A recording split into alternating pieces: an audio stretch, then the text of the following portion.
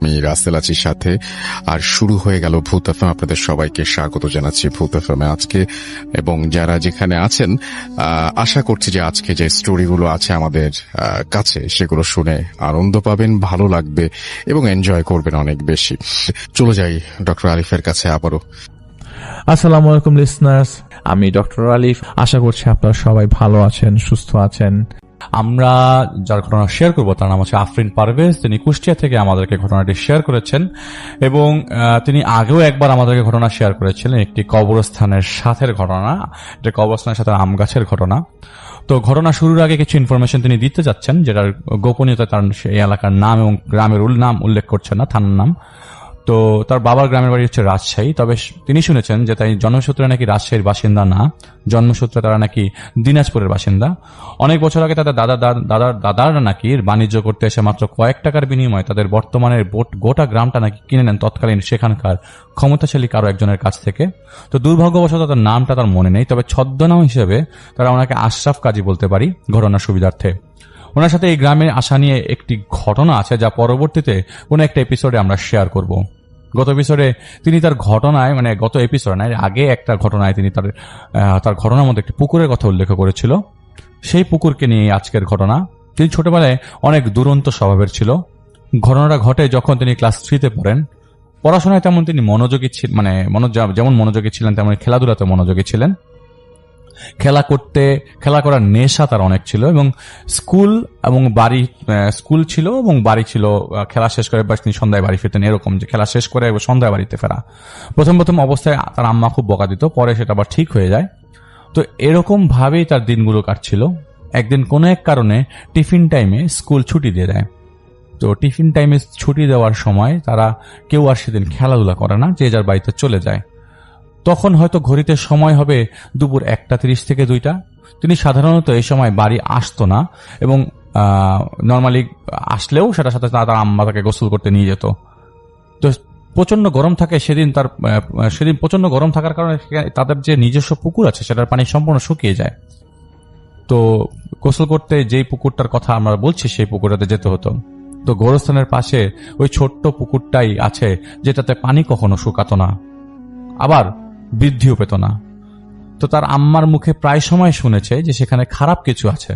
সেই পুকুরের নির্দিষ্ট একটা কোনায় নাকি অন্য কিছু আছে, যেটা অন্য কোথাও অন্য কোনায় গেলে ভুল করেও যেত না, মানে সবাই ওই কোনায় ভুল করেও যেত না। অনেক বছর আগে সেই কর্নারে নাকি এক ব্যক্তি হাত মুখ ধোয়ার জন্য গিয়েছিল। অদৃশ্য কিছু একটা তাকে টেনে নেয়। এরপরে সেই ব্যক্তিকে নাকি আর খুঁজে পাওয়া যায়নি। এই ঘটনার পর কেউ একা একা সেই পুকুরে আর যেত না। আর পুকুরটা অ্যাভয়েড করা যেত না, কারণ গরমকালে তাদের ওই পুকুরের পানি, তাদের নিজস্ব পুকুরের পানি শুকিয়ে যেত আর টিউবওয়েলের পানি তখন প্রপারলি উঠে আসতো না। তো গোসল সহ নিত্য প্রয়োজনীয় কাজগুলো তারা সবসময় ওই পুকুরে ইউজ করতো আর কি। তো নদী একটু দূরে হওয়ায় তাদের বাড়ির এই পুকুরটাই ছিল ভরসা গরমকালে, আর খাবারের পানির জন্য তখন কূপ ছিল। তো ঘটনায় আসি, সেদিন ছিল প্রচন্ড গরম। তিনি স্কুল থেকে এসে বই রেখেই দৌড় দিয়ে এক পুকুরের উদ্দেশ্যে গোসল করার জন্য যায়। তার আম্মা পেছনে পেছনে আসতে থাকে না, বলতে থাকে একা যাস না, আমি আসতেছি। তো সেদিকে তিনি কান না দিয়ে তিনি দৌড়ে পুকুরে 1 মিনিট ওয়েট না করে পানিতে লাফ দিয়ে দেয়। আর লাফ দিয়েছে সেই নিষিদ্ধ জায়গার একটু কাছাকাছি। আর ঘটনা ঘটে ঠিক তখনই পুকুরে লাফ দিয়ে ডুব দেওয়ার সময় তার মনে হচ্ছিল তিনি কারো কাঁধের উপরে লাফ দিয়েছে। তার শরীরে খুব ঠান্ডা লাগতে লাগলো শরীরটা। তাড়াতাড়ি করে উঠে পুকুরের ঘাটে বসেছিল তিনি। ততক্ষণে তার আম্মা তার পাশে চলে এসছে। তার আম্মা এসে বকা দিচ্ছিল এবং তার হাত দিয়ে দেখে তার শরীর গায়ে জ্বরে পুড়ে যাচ্ছে। তার আম্মা হয়তো কিছুটা বুঝতে পেরে সেখান থেকে তাকে বাড়িতে নিয়ে আসে। বাড়ি এসে তার আম্মা সাথে সাথে তার মসজিদের ইমামকে ডেকে পাঠান তার বাবাকে দিয়ে। কিছুক্ষণ পর উনি এসে তাকে জিজ্ঞেস করে কিছু দেখেছে কিনা। তো তিনি কিছু বলেন না, তিনি শুধু চুপচাপ বসেছিলেন। হুজুর তাকে ধরতে গেলে তিনি চোখ গরম করে নিষেধ করে দেয়। সেটা অদেখা করে দিয়ে হুজুর তার কপালে হাত রেখে কিছু একটা পরে তার শরীর বন্ধ করে দিয়ে যায় আর পানি পড়া দিয়ে বলেন তিনি নামাজের পর যেন তার মুখে এটা যেন ছিটানো হয়, আর বলেন যে 3 দিন পর তিনি আবার আসবেন। তো শরীর বন্ধ করার পর আর পানি ছেটাবার পর তিনি অনেকটা নর্মাল হয়ে যায়। এই ঘটনার কয়েকদিন পর তাদের স্কুলে গরমে ছুটি দিয়ে দেয়। তো তখন সারাদিন তিনি বাসায় থাকতেন আর বাড়িতেই খেলাধুলা করত। একা একা কোথাও যেতে পারতো না, একা গেলেই মনে হতো কে যেন তাকে ধরে নিয়ে যাচ্ছে। এভাবেই সময় কাটতে লাগলো তার। সময়টা ছিল গ্রীষ্মকাল, আমের সময়। তিনি আগের ঘটনায় বলেছিল যে তাদের পুরাতন আম বাগান ছিল গোরস্থানের সাথে। একদিন বিকালে তার বাবা মা একসাথে বারান্দায় বসে চা খাচ্ছিল। হঠাৎ দেখে চারিদিকে অন্ধকার করে কালো মেঘ জমেছে। উনি দেখছেন আর ঝড়ো হাওয়া বইছে। ঝড়ো হাওয়া থেকে শুরু হলো প্রচন্ড ঝড়। তিনি দেখছে এই ঝড়ের মধ্যে তার আম্মা আম কুড়াতে গেল। তখন বাড়িতে তিনি তার বাবা। অনেকক্ষণ হয়ে যাব বড় তার মা আসছিল না। তখন তিনি তার বাবা গেল তার মাকে খুঁজতে। তখন তিনি বাড়িতে একা। এর মাঝেই বিদ্যুৎ চলে যায়। তিনি খুব ভয় পেয়ে যায়। তিনি কিছু না ভেবেই এক লাফ দিয়ে বারান্দা থেকে উঠোনে নামে এবং এক ছুটে বাড়ির বাইরে চলে যেতে যায়। যখন তিনি দৌড় দেয় তার মনে হচ্ছিল তাকে কেউ ডাকছে। দৌড় না দেওয়ার জন্য নিষেধ করছে। একবার পেছনে ফিরে দেখে আবছা একটা ছায়া তাকে ধরতে আসছে। এরপর তার আর কিছু মনে নেই। যখন তিনি চোখ খোলেন তখন তিনি দেখেন তার সব আত্মীয় স্বজনরা তাকে ঘিরে রেখেছে। তার মা তার সামনে বসে অঝরে কাঁদছে। তার বাবা হুজুরের কাছে বসে মোনাজাত করছে। তিনি কিছুই বুঝতে পারছিলেন না। হঠাৎ করে তার বাড়িতে এত মানুষ কেন, আর তিনি এইভাবে শুয়ে আছে কেন, তার শরীরে এত কাদামাটি কেন, কিছুই বুঝতে পারছিলেন না তিনি। আর হুজুরই বা কেন আসলো? তিনি তাদের বাড়ির বারান্দায় বসেছিল তার বাবা মার সাথে। তাহলে এই অবস্থা তার কে হলো? কে করলো তার এই অবস্থা? সবকিছু এলোমেলো হয়ে যাচ্ছে। তিনি আরো লক্ষ্য করলো যখন শুনলো যে তিনি কাল সন্ধ্যা থেকে নিখোঁজ। সারা রাত ধরে সবাই নাকি তাকে অনেক খোঁজাখুঁজি করেছে। গোরস্থান, মসজিদ, আশেপাশে সব জায়গায় খোঁজা হয়েছে, কিন্তু তাকে কোথাও খুঁজে পাওয়া যায়নি। সেই পুকুর ঘাটেও খুঁজেছে অনেকবার, কিন্তু পায়নি। অথচ সেই পুকুর ঘাটেই তাকে পাওয়া যায় ঠিক ফজরের আজানের সময়। সবাই খুব অবাক হয়, কারণ সেই ঘাটে অনেক খোঁজাখুঁজি করা হয়েছে তখন। তিনি কিছুই বুঝতে পারেনি আসলে ব্যাপারটা কি হয়েছে। আসলে তার কিছু মনেও নাই। পরে যতটুকু তিনি শুনেছিলেন ঘটনা এরকম, তার বাবা মা একসাথে বসে কিছুক্ষণ আগে চা মুড়ি খাচ্ছিল। চা খেতে খেতে তিনি নাকি হঠাৎ দৌড় দেওয়া শুরু করে। তার বাবা তাকে পেছন থেকে ধরার চেষ্টা করে, কিন্তু পারে না। বাবা যখন ধরতে গিয়েছিল তখন তিনি জোরে দৌড় দিয়েছে, যে বাতাসের বেগের সাথে তুলনা করলে ভুল হবে। তারপর থেকে সবাই মিলে তাকে খুঁজতে থাকে, কিন্তু কোথাও খুঁজে পায় না। সারা রাত ধরে খুঁজে বেড়ার কথা, কিন্তু ঘুরে বেড়ানোর পরও তাকে খুঁজে পায় না। আম্মার সন্দেহ থাকে তাকে গোরস্থানে অনেকবার খোঁজাখুঁজি করেছে, তাও পায়নি। এমনকি সেই পুকুরের পাড়েও খুঁজেছে কয়েকবার, অথচ সেই পুকুরের পাড়ে তাকে পাওয়া যায় ফজরের আজানের সময়।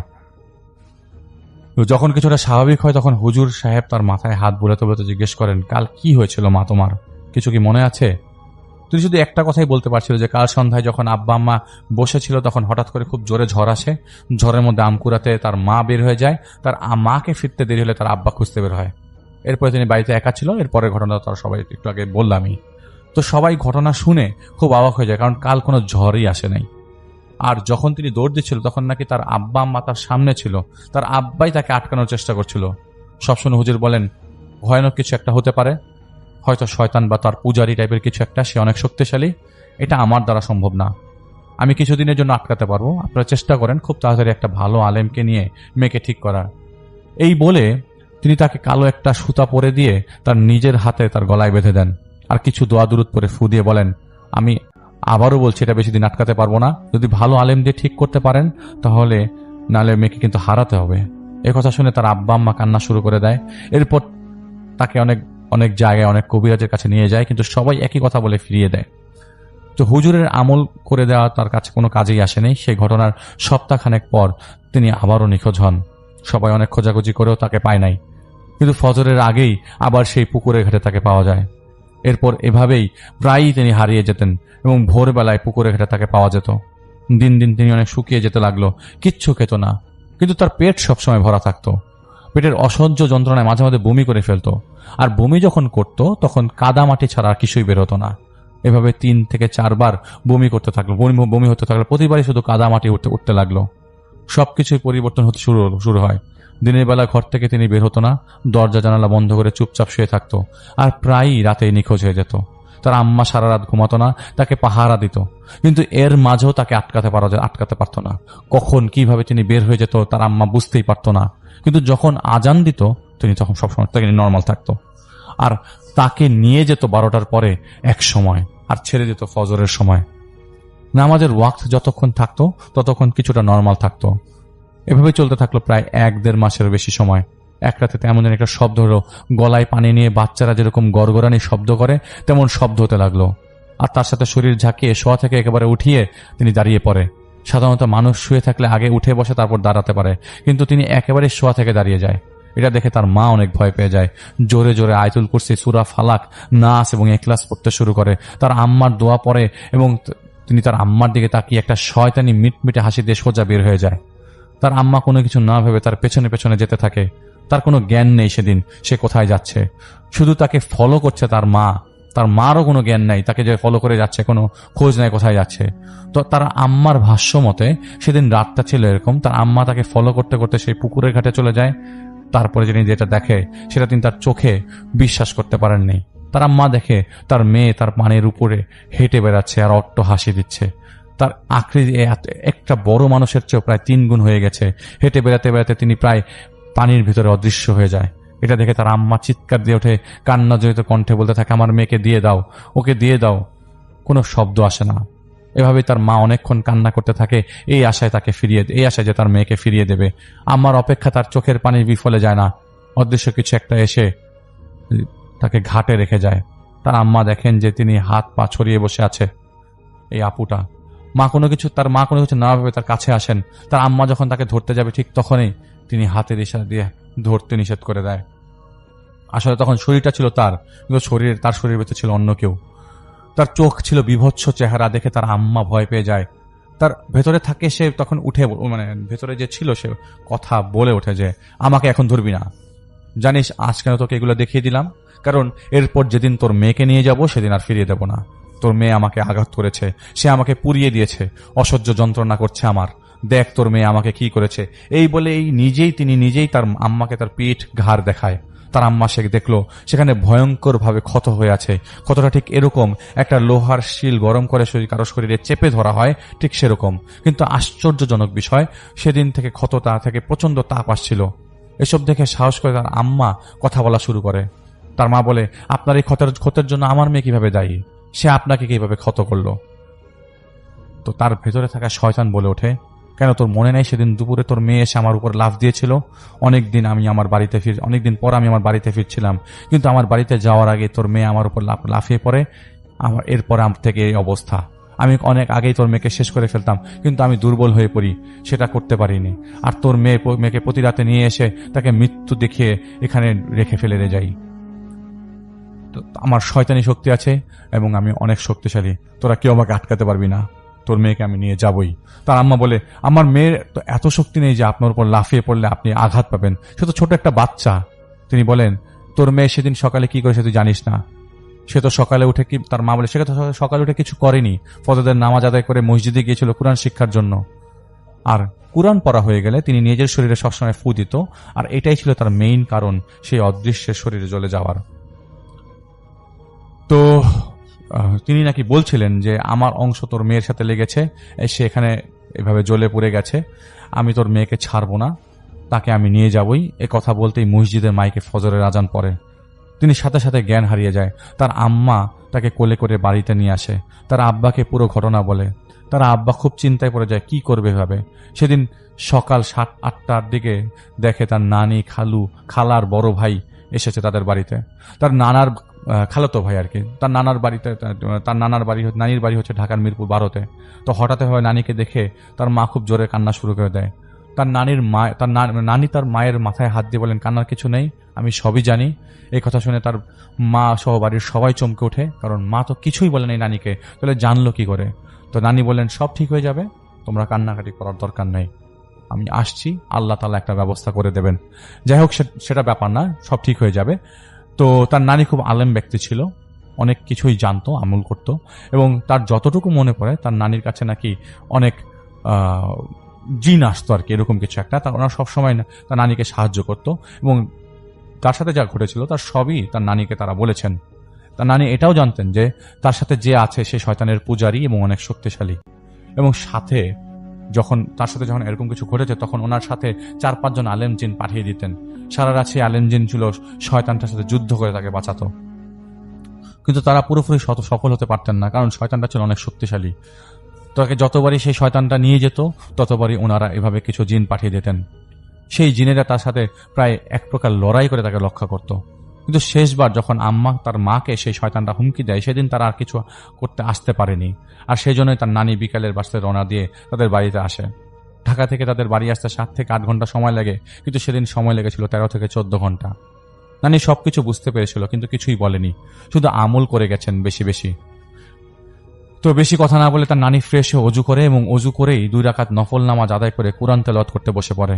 কুরআন তেলাওয়াত শুরু করার আগে তার বাবাকে বলে মোমবাতি, আগরবাতি, গোলাপ জল আর এক টুকরো কাফনের কাপড় এক দামে কিনে নিয়ে আসতে। তার বাবা তাড়াতাড়ি চলে যায় সেগুলো কেনার জন্য। তার নানি কুরআন তেলাওয়াত শুরু করে এবং তাকে পাশে বসিয়ে রেখেই একটানা জোহর পর্যন্ত তার নানি কুরআন পড়েন একটু উচ্চ স্বরে। এরপর জোহর থেকে আবার নামাজ পড়ে আবার শুরু করেন আসর পর্যন্ত, এভাবে মাগরিব পর্যন্ত, এবং এরপর এশা পর্যন্ত তিনি কোরআন শরীফ পড়লেন। এর মাঝে তার নানি এক ফোঁটাও পানি খান নেই। এশার নামাজ আদায় করে তিনি বললেন, যেগুলো কিনে নিয়ে আসে সেগুলো আমাকে দাও। সেগুলো তিনি হাতে নিয়ে কিছু একটা পরে ফু দেন। ঠিক এই সময় তার মা কাঁদতে কাঁদতে এসে বলে তাকে কোথাও খুঁজে পাওয়া যাচ্ছে না। তো নানি বলেন, কান্না করো না, আমি সব দেখছি। নানি আর দেরি না করে আসন পেতে বসেন, আসনে বসে পড়েন। কিছুক্ষণ পর তার নানি ভারী কণ্ঠে বলেন, তোর মেয়ে গোরস্থানে আছে, যা ওকে গিয়ে নিয়ে আয়। তার মা বুঝতে পারলেন যে এটা তার নানি না অন্য কেউ। তিনি দেরি না করে আরো কয়েকজন লোক মিলে তাকে গোরস্থানের কাছ থেকে নিয়ে আসে। পুরো শরীরে কাদামাটি লেপটে তিনি তার দাদির কবরের পাশে পড়েছিল। কয়েকজন মিলে তাকে তোলার চেষ্টা করে, কেউ তুলতে পারছিল না। তখন তার নানি গিয়ে তার হাত ধরে এবং নানির সাথে তিনি সাথে সাথে চলে আসে। তারপর তাকে গোসল করিয়ে পরিষ্কার জামা কাপড় পরানো হয় এবং গোলাপ জল ছিটিয়ে আসনে বসানো হয়। আশ্চর্যের বিষয় ছিল, নানি যখন এগুলো করছিল তিনি নাকি একদম শান্ত ছিল। আসনে বসানোর পর নানি কিছুক্ষণ কুরআন তেলাওয়াত করেন। এরপর এক সময় তার মধ্যে পরিবর্তন শুরু করা হয়। যে সূরাটা তিনি পড়ছিলেন সেটা শেষ করার পর ভেতরে থাকা শয়তানটা কথা বলা শুরু করে। কথাগুলো ছিল এরকম, নানি তাকে বলে, এই তুই এই বাচ্চাটার উপরে এসেছিস কেন? কষ্ট দিচ্ছিস কেন একে? এ তো মাসুম একটা বাচ্চা। তখন তার ভেতর থেকে শয়তানটা বলে, এই শয়তান মেয়ে আমাকে জ্বালিয়ে দিয়েছে, আমি তাকে শাস্তি দিচ্ছি। তাকে আমি নিয়ে যাব, এখান থেকে মেরে ফেলবো। আমাকে যেভাবে জ্বালিয়ে দিয়েছে সেভাবে আমি তাকে মাটিতে পুঁতে ফেলবো। এই মেয়েকে তার মেরে ফেলবো, তারপর যাব। তো নানি বলে, তুই চাইলেই মারতে পারবি না, জন্ম মৃত্যুর মালিক আল্লাহ, আর আল্লাহ একমাত্র ক্ষমতাশালী, যিনি সবকিছু করতে পারেন। সময় থাকতে ছেড়ে দে মেয়েটাকে, না হলে আমি তোকে পুড়িয়ে মারবো। তো তুই আমাকে তখন ভেতর থেকে বলছেন, তুই আমার কিছুই করতে পারবি না। চেষ্টা তো করেছিলি, পেরেছিলি নাকি? আমার কিচ্ছু করতে পারিস নেই, আরো পারবি না। তো নানি বলে যে, তুই আমার কথা না শুনলে তোকে বোতলে পুরে মাটির নিচে পুঁতে রাখবো। তখন ওই শয়তান বলে যে তার ভেতর থেকে যে এই শয়তান মেয়েকে না নিয়ে আমি যাব না। এরকম ভাবে অনেক সময় তর্ক বিতর্ক চলার মধ্যে বেদ দিয়ে আঘাত করা হয় অনেক, কিন্তু কোনোভাবে সে ছেড়ে দিতে তারা রাজি হয়নি। তো নানি বলে যে অনেক বুঝে তাকে নানি বলে, তোকে অনেক বুঝিয়েছি, সময় দিয়েছি, কিন্তু তুই আমার কথা শুনিসনি। এখন তোকে আমি বোতলে পুরে মাটির ভেতর পুঁতে দেবো। এ কথা বলে আগরবাতি জ্বালিয়ে দেন আর কিছু একটা পরে গোলাপ জল তার গায়ে ছিটিয়ে দেন। এটা করতেই অনেক জোরে চিৎকার করে উঠে জ্বালা পড়া শুরু করেন এবং তিনি পালাতে যাচ্ছিল, কিন্তু পালাতে পারছিল না। কে বা কারা তাকে ধরে রেখেছিল। এরপর নানি আরো অনেক দোয়া দুরূদ পড়েন এবং কোরআন তেলাওয়াত করেন, এবং এক সময় সেই শয়তান অনেক জোরাজুরি জবরদস্তির পর তাকে ছেড়ে চলে যেতে রাজি হয়।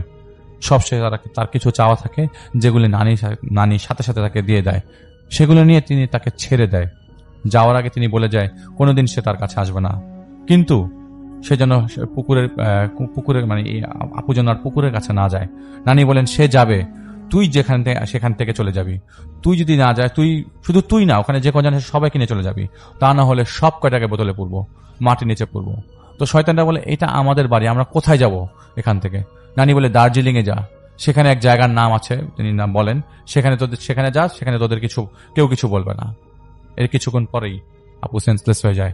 নানি তখন সেই কাফনের কাপড় টুকরার সাথে আরো কিছু একটি তাবিজের মতো করে বানিয়ে নিজে গিয়ে সে পুকুরের ঘাটে গিয়ে পুঁতে আসেন। বাড়ি এলে গোসল করে অজু করে নামাজ আদায় করে তার শরীর বন্ধ করে দেন, বাড়ি বন্ধ করে দেন। এরপর তাকে পানি খেয়ে ঘুম পাড়িয়ে দেন। ঘুমের মধ্যে তিনি দেখেন অনেক বড় আকৃতির একটা মানুষ তাকে দেখে হাসছে। তার এটা এখনো মনে আছে। পরনে তার সাদা আলখাল্লা, অনেক বড় সাদা দাড়ি, চোখ দিয়ে যেন আগুন ঝরছে, আর বলছে, নামাজ পড়ো, কুরআন পড়ো। তিনি ঘুম থেকে লাফিয়ে উঠে দেখে তার নানি তার গলায় একটা তাবিজ বেঁধে দিয়েছেন, বলছেন, কোনো ভয় নেই, সব শয়তান চলে গেছে। তখন তার নানিকে তিনি স্বপ্নের কথাটা বলেন। নানি বলেন, এখন থেকে ও সবসময় তোমার পাশে থাকবে, চেষ্টা করবে, আল্লাহকে ডাকবে, আর আজ থেকে নিয়মিত নামাজ আদায় করতে হবে, কুরআন তেলাওয়াত করতে হবে। তো এটা ছিল তার জীবনের ঘটনা, এবং যা মনে পড়ে তিনি আজও কেঁপে কেঁপে ওঠেন। এখনো তিনি বলেছেন যে ছোটবেলায় তিনি অনেক নামাজি ছিল, 4 বছর বয়স থেকে তিনি নামাজ পড়তেন রেগুলার, আর সেই নামাজ এবং ছোট ছোট কিছু আমল তাকে রক্ষা করেছিল শয়তানের হাত থেকে। পরবর্তীতে তার তেমন আর কোনো সমস্যা নাই, তাবিজটাও দরকার হয় নাই, তবে মাঝে মাঝে তিনি ভয় পেতেন আর সেই পুকুরে গোসল করা বন্ধ করে দিয়েছেন। পরে জানতে পারে যে তিনি যাকে স্বপ্নে দেখেছেন তিনি তার নানির পাঠানো অনেক ক্ষমতাশালী একজন আলেম জিন, যে সবসময় তাকে পাহারা দিত আর নামাজ না পড়লেই ভয় দেখাতো আর বলতো নামাজ পড়ো, কোরআন পড়ো। তো উনি যখন ক্লাস 8-এ পড়ে তখন তার নানি মারা যায়। তার নানি মারা যাওয়ার পর থেকে কয়েকদিন পর থেকে সেই জিনকে তিনি আর দেখতেন না, কিন্তু ফিল করতেন কেউ তার পাখিতেও তাকে পাহারা দিচ্ছে। তার নানি তার শরীর বন্ধ করে দেওয়াতে আলেম জিন আর তার কাছেও আসেনি।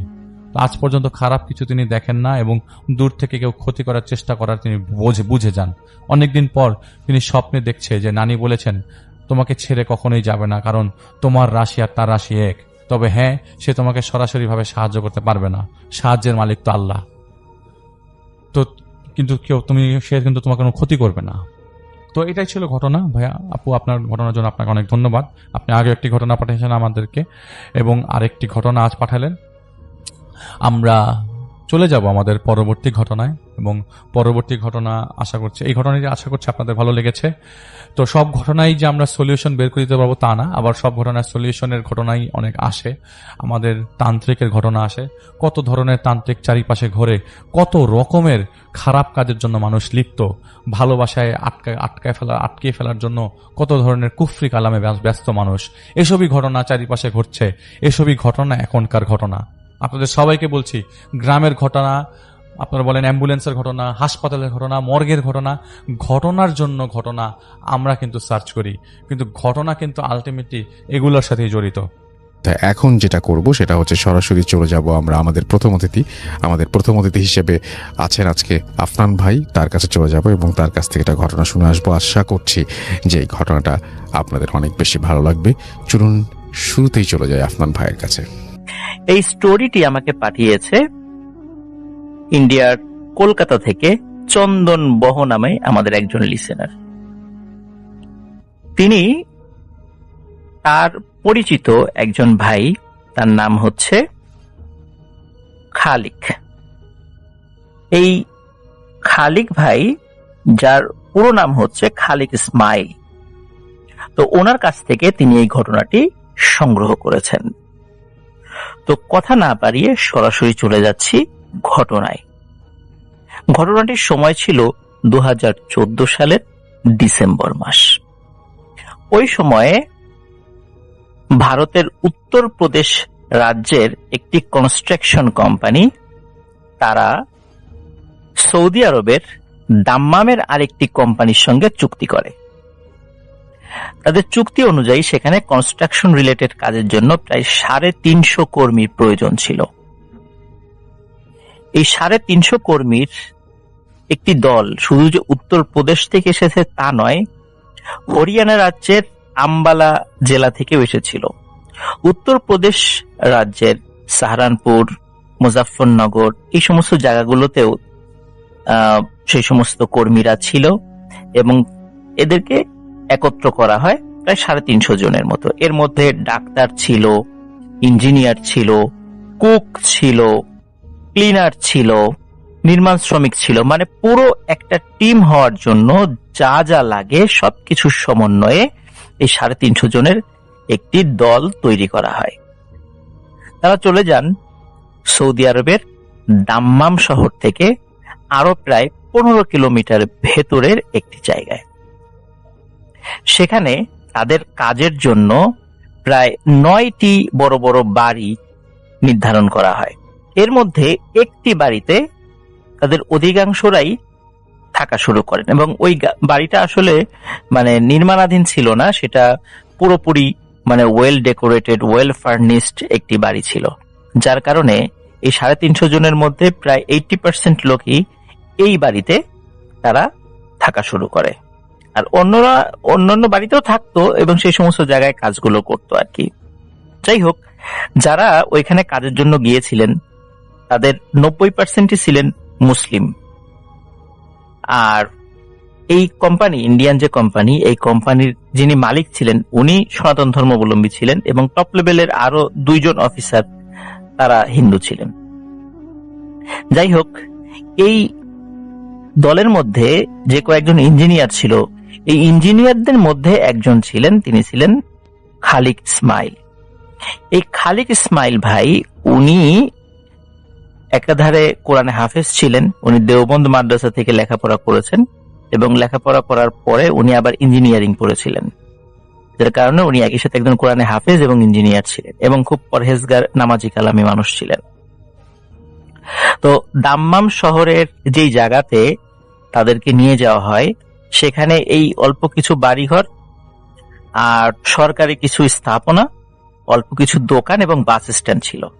এছাড়া প্রায় 30-35 কিলোমিটারের মধ্যে অন্য কোনো স্থাপনা, কোনো দোকান, কোনো সরকারি অফিস আদালত কিচ্ছু ছিল না। 2014 সালের ডিসেম্বর মাসে যখন এই দলটি সেখানে যায়, তখন সৌদি আরবে কিন্তু শীতকাল। আর দাম্মাম মেইন শহর থেকে যেহেতু আরো প্রায় 15 কিলোমিটার ভিতরে তারা এসেছিলেন, সেই জায়গাটা মরুময় এলাকা ছিল। আর আমরা জানি যে মরুভূমিতে রাতের বেলা কিন্তু মাইনাসের নিচেও কখনো কখনো তাপমাত্রা চলে যায়। এটা অবশ্য সব জায়গাতে হয় না, তবে ওই জায়গাতে যারা, ওই লোকজন যারা যারা যেখানে গিয়েছিলেন, সেখানে যেহেতু এমনিতেও শীতকাল ছিল, রাতের বেলা প্রায় 9 ডিগ্রি সেলসিয়াসের তাপমাত্রার নিচেও কখনো টেম্পারেচার নেমে আসতো ওই সময়টাতে। যাই হোক, ওই সময় একটা শীতকাল ছিল। তো ওনারা কুদ্দুস প্যালেস নামক একটি বাড়িতে তারা সেখানে থাকা শুরু করে।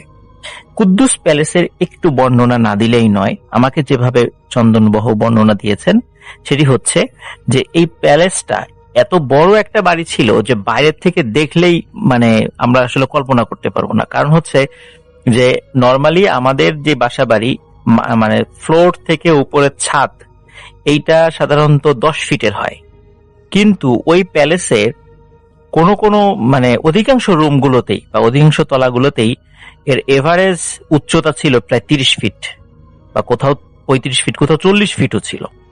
আর গ্রাউন্ড ফ্লোর যেটা, এই গ্রাউন্ড ফ্লোরটা এত বড় ছিল এবং এত উঁচু ছিল, প্রায় 100 ফুটের মতো উচ্চতা ছিল এই গ্রাউন্ড ফ্লোর এবং উপরের ছাদের। এই গ্রাউন্ড ফ্লোরেই একটি হলরুম ছিল, বিশাল সে হলরুম। সেই হলরুমে একসাথে প্রায় 8 থেকে 10,000 লোক সমবেত হতে পারত, কোনো প্রোগ্রাম করতে পারত বা সালাত আদায় করতে পারত। মানে এত বড় একটা হলরুম ছিল সেখানে। তো যাই হোক, ওনারা হলরুমে তো কেউ থাকা শুরু করেনি, ওনাদের জন্য আলাদা মানে বিশাল রুম সেখানে ছিল, লম্বা রুম। সেখানে এক রুমে প্রায় 70-80 জনও থাকা যেত। তো পুরো বাড়িতে তো আসলে তারা থাকা শুরু করেনি, তাদের জন্য নির্ধারিত কিছু জায়গায় তারা থাকা শুরু করেন। বেশ কয়েকটা রুমে তাদেরকে আবাসনের ব্যবস্থা করা হয়। যে এক একটা রুমেই আমি একটু আগেই বললাম যে সেখানে প্রায় 60 থেকে 70 জন এবং এর থেকেও বেশি লোক মানে তারা ঘুমাতে পারেন।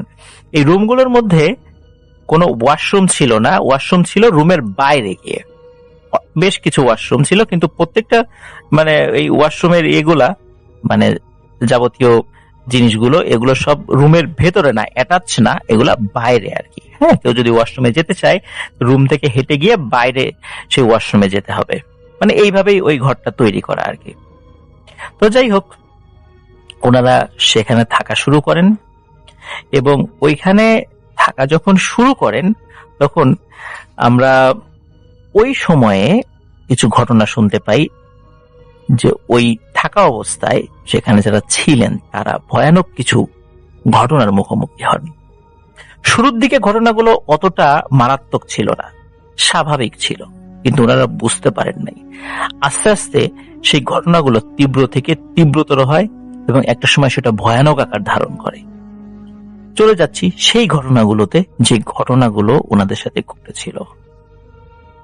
এক রাত্রে ওনারা যখন ঘুমিয়েছিলেন, রাত প্রায় 1টা থেকে 1:30 এরকম একটা সময়, তখন হঠাৎ ওনারা শব্দ শুনছিলেন। যেহেতু শীতকাল ছিল, ফ্যান চালানো তো ছিল না, তো যার কারণে আশেপাশের সামান্যতম শব্দ মানে কানে আসাটাই স্বাভাবিক। তো ওনারা শব্দ পাচ্ছিলেন যে ওয়াশরুমে যে ট্যাপ গুলো আছে, তারপর বেসিনে যে ট্যাপ গুলো আছে, এই ট্যাপ গুলো ছাড়া মানে ট্যাপগুলো খোলা, পানি পড়ছে এবং পানির কলকল কলকল শব্দে চারদিকে মুখরিত হয়ে গেছে। তখন ওনারা চিন্তা করলেন যে কি ব্যাপার, এত রাত্রে পানির ট্যাপ খোলা। তো একজন সেই পানির ট্যাপগুলো বন্ধ করতে চান। তো বন্ধ করতে গিয়ে তিনি দেখেন যে পানির ট্যাপ যদি একটা খোলা থাকতো সেটা না হয় একটা বিষয় ছিল, যে কেউ হয়তোবা ভুল করে একটা পানির ট্যাপ খুলে চলে গেছে, কিন্তু তাই বলে সবগুলো ট্যাপ খোলা, এটা তো খুবই অস্বাভাবিক ছিল। উনি সবগুলো ট্যাপই বন্ধ করে দেন, বন্ধ করে আবার এসে শুয়ে পড়েন। বিষয়টা তার কাছে অস্বাভাবিক লাগলে উনি চিন্তা করেছেন হয়তোবা মানে পানির লাইনের কোনো প্রবলেম হতে পারে। এই চিন্তা করে উনি রাতের বেলা আর কাউকে কিছু বলেন নাই, যেহেতু সবাই ঘুমাচ্ছিল, তো উনিও শুয়ে পড়েন। ওই রাত্রে আর কোনো সমস্যা হয়নি। এর পরের রাত্রে, রাত তখন প্রায় 2টো বাজে,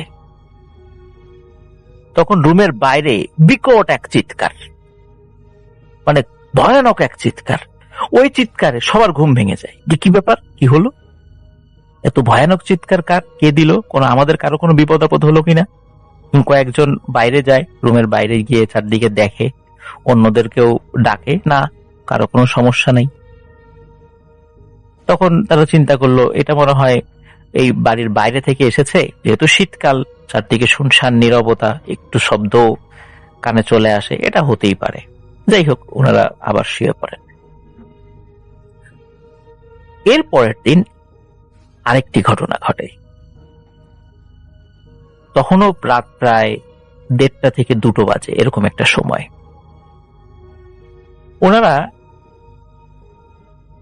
মানে শুনতে পান যে রুমের বাইরে কান্নার আওয়াজ, কেউ কান্নাকাটি করছে। সেটা কখনো পুরুষ মানুষের কান্নার আওয়াজ মনে হচ্ছে, আবার মনে হচ্ছে যে অন্য কোনো জায়গা থেকে কোনো মেয়ে লোকও কান্নাকাটি করছে। এবং কান্নার আওয়াজগুলো না মানে একটু অন্যরকম, বেশ মানে উচ্চ শব্দ, এবং মনে হচ্ছে যে স্বাভাবিক মানুষ কাঁদলে যেরকম শব্দ হয়, এই কান্নার আওয়াজগুলো তেমনটা নয়। তো এর মধ্যে একজন এই কান্নার আওয়াজ কোথা থেকে আসছে, এর উৎস কি, এটা খোঁজার জন্য বের হন। তো এটা খুঁজতে খুঁজতে হাঁটতে হাঁটতে সেই গ্রাউন্ড ফ্লোরের যে হল রুমটা আছে সেদিকে চলে যায়। সেদিকে গিয়েই উনি একটা ভয়ানক দৃশ্য দেখতে পান। উনি দেখতে পান যে ওই হল রুমের মধ্যে, যদিও অন্ধকার সেখানে, কিন্তু ওনার কাছে মনে হচ্ছে এই হল রুমের মধ্যে অসংখ্য মানুষ সেখানে আছে। তো উনি চিন্তা করেন যে এখানে কে আছে অন্ধকারের মধ্যে, একটু দেখি। তো উনি ওই হল রুমের মধ্যে একটা উকি দেন, এবং উকি দিয়েই উনি আটকে ওঠেন। উনি দেখেন ওই হল রুমের মধ্যে আলো না থাকলেও সেখানে অদ্ভুত এক ধরনের আলোক ছটা বের হচ্ছিল। মনে হচ্ছে যে সেখানে যারা আছে তাদের শরীর থেকেই আলোক ছটা বের হচ্ছে। মনে হচ্ছে হাজার হাজার মানুষ, বিশাল উচ্চতার, তারা একসাথে প্রার্থনা করছে। কিন্তু তারা কি আসলে নামাজ পড়ছে না কি করছে এটা বুঝতে পারেনি, তারা কোনো একটা প্রার্থনা করছে এমনটা মনে হয়েছে। উনি এটি দেখে মারাত্মক ভয় পান। উনি দৌড়ে সাথে সাথে এসে ওনার রুমে চলে আসেন। রুমে চলে এসে কয়েকজনকে বলেন এই ঘটনা। তারা আবার যখন ওই হল রুমে যায়, গিয়ে দেখে কিচ্ছু নেই, একদম স্বাভাবিক অন্ধকার, আগে যেমনটা ছিল সন্ধ্যার পরপর এখনো ঠিক তেমনটাই। তখন অন্য লোকেরা বলে তুমি হয়তো ভুল দেখেছ, চলে আসো। যাই হোক, এর পরের দিন আরেকটি ভয়ানক ঘটনা ঘটে। রাত তখন 2টো কি 2:30। তখন হঠাৎ একজন বুকের উপরে প্রচন্ড চাপ অনুভব করে। তখন তিনি চোখ খুলে দেখেন যে অনেক লম্বা একটি মানুষ অনেকটা শূন্যের উপর ভেসে ভেসে এই যারা শুয়েছিল তাদের উপর দিয়ে চলে যাচ্ছে। তখন উনি চিৎকার করে ওঠেন, এই কে কে।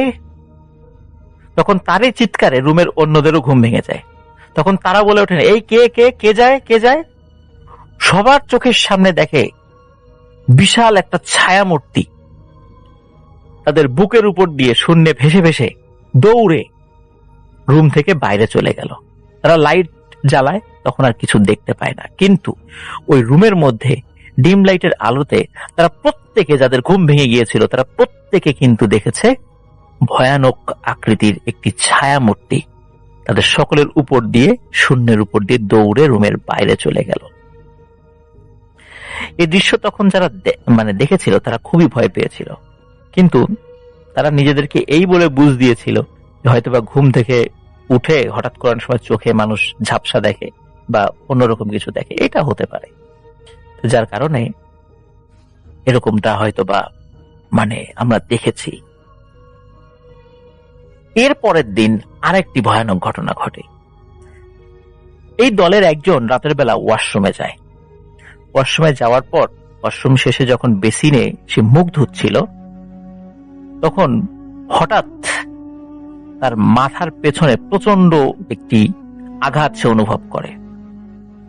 কে আঘাত দিয়েছে সেটা সে বলতে পারে না, তবে ভারী কিছু দিয়ে তার মাথার পেছনে আঘাত করা হয়।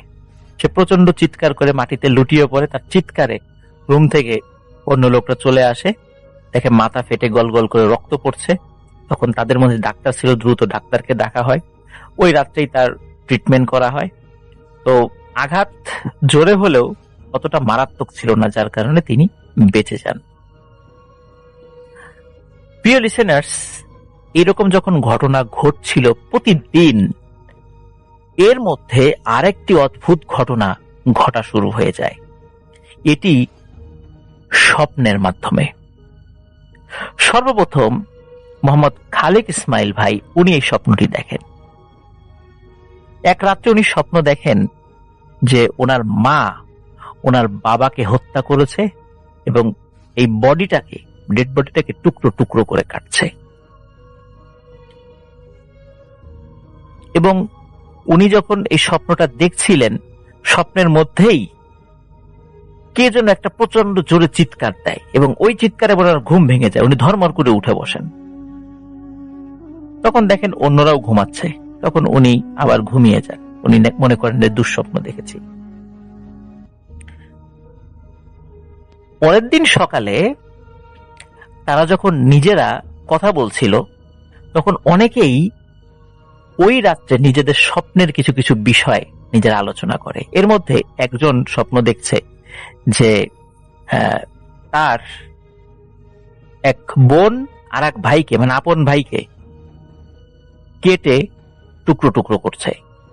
আর একজন স্বপ্ন দেখছে যে তাদের এক নিকট আত্মীয়কে আরেকজন আত্মীয় গরম চুলার মধ্যে ধাক্কা দিয়ে ফেলে দিয়েছে এবং তাকে পুড়িয়ে হত্যা করছে।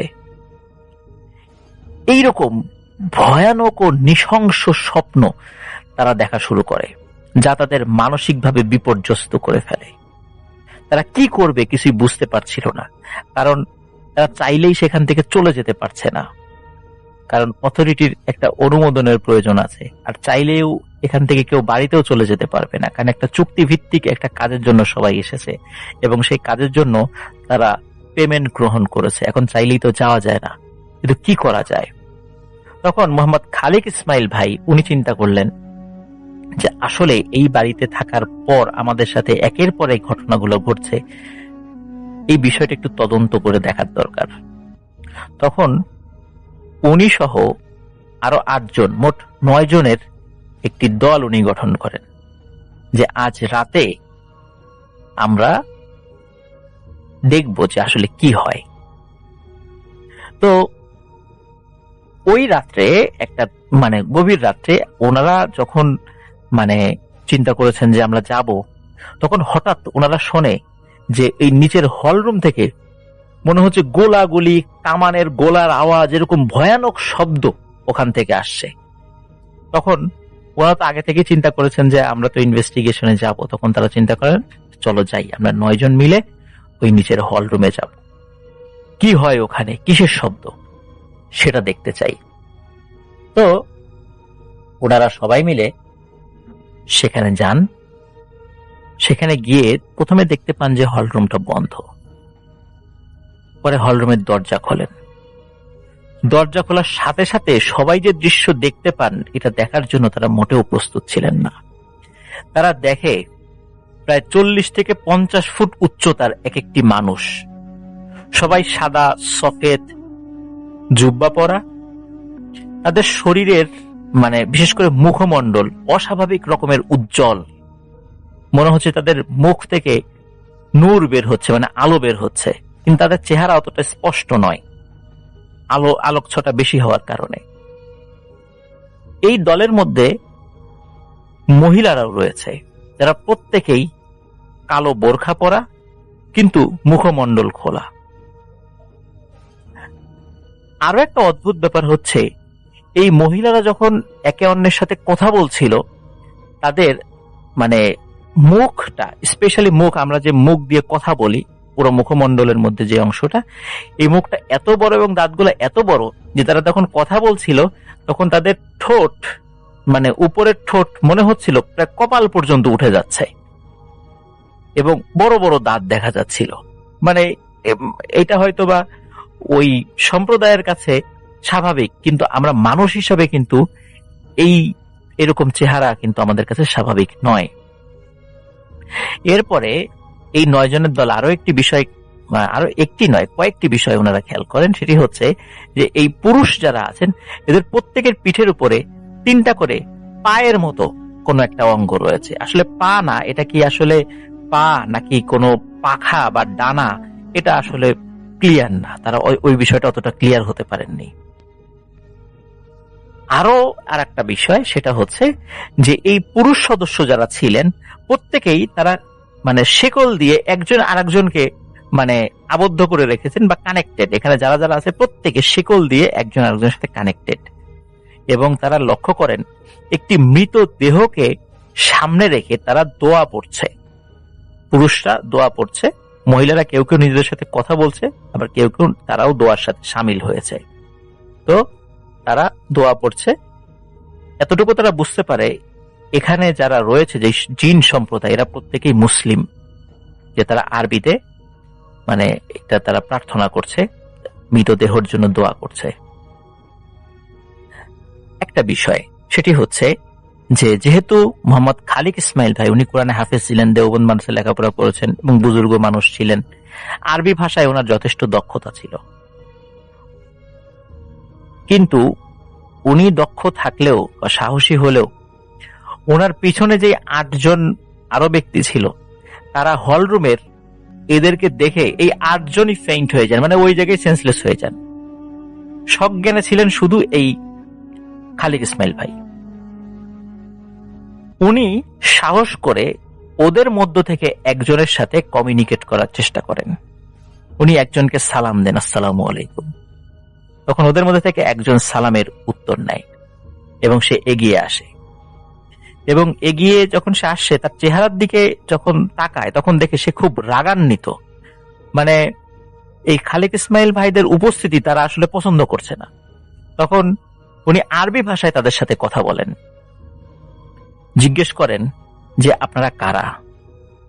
তখন তারা বলে আমরা আরবের মারিদ সম্প্রদায়ের জিন, আমরা এখানে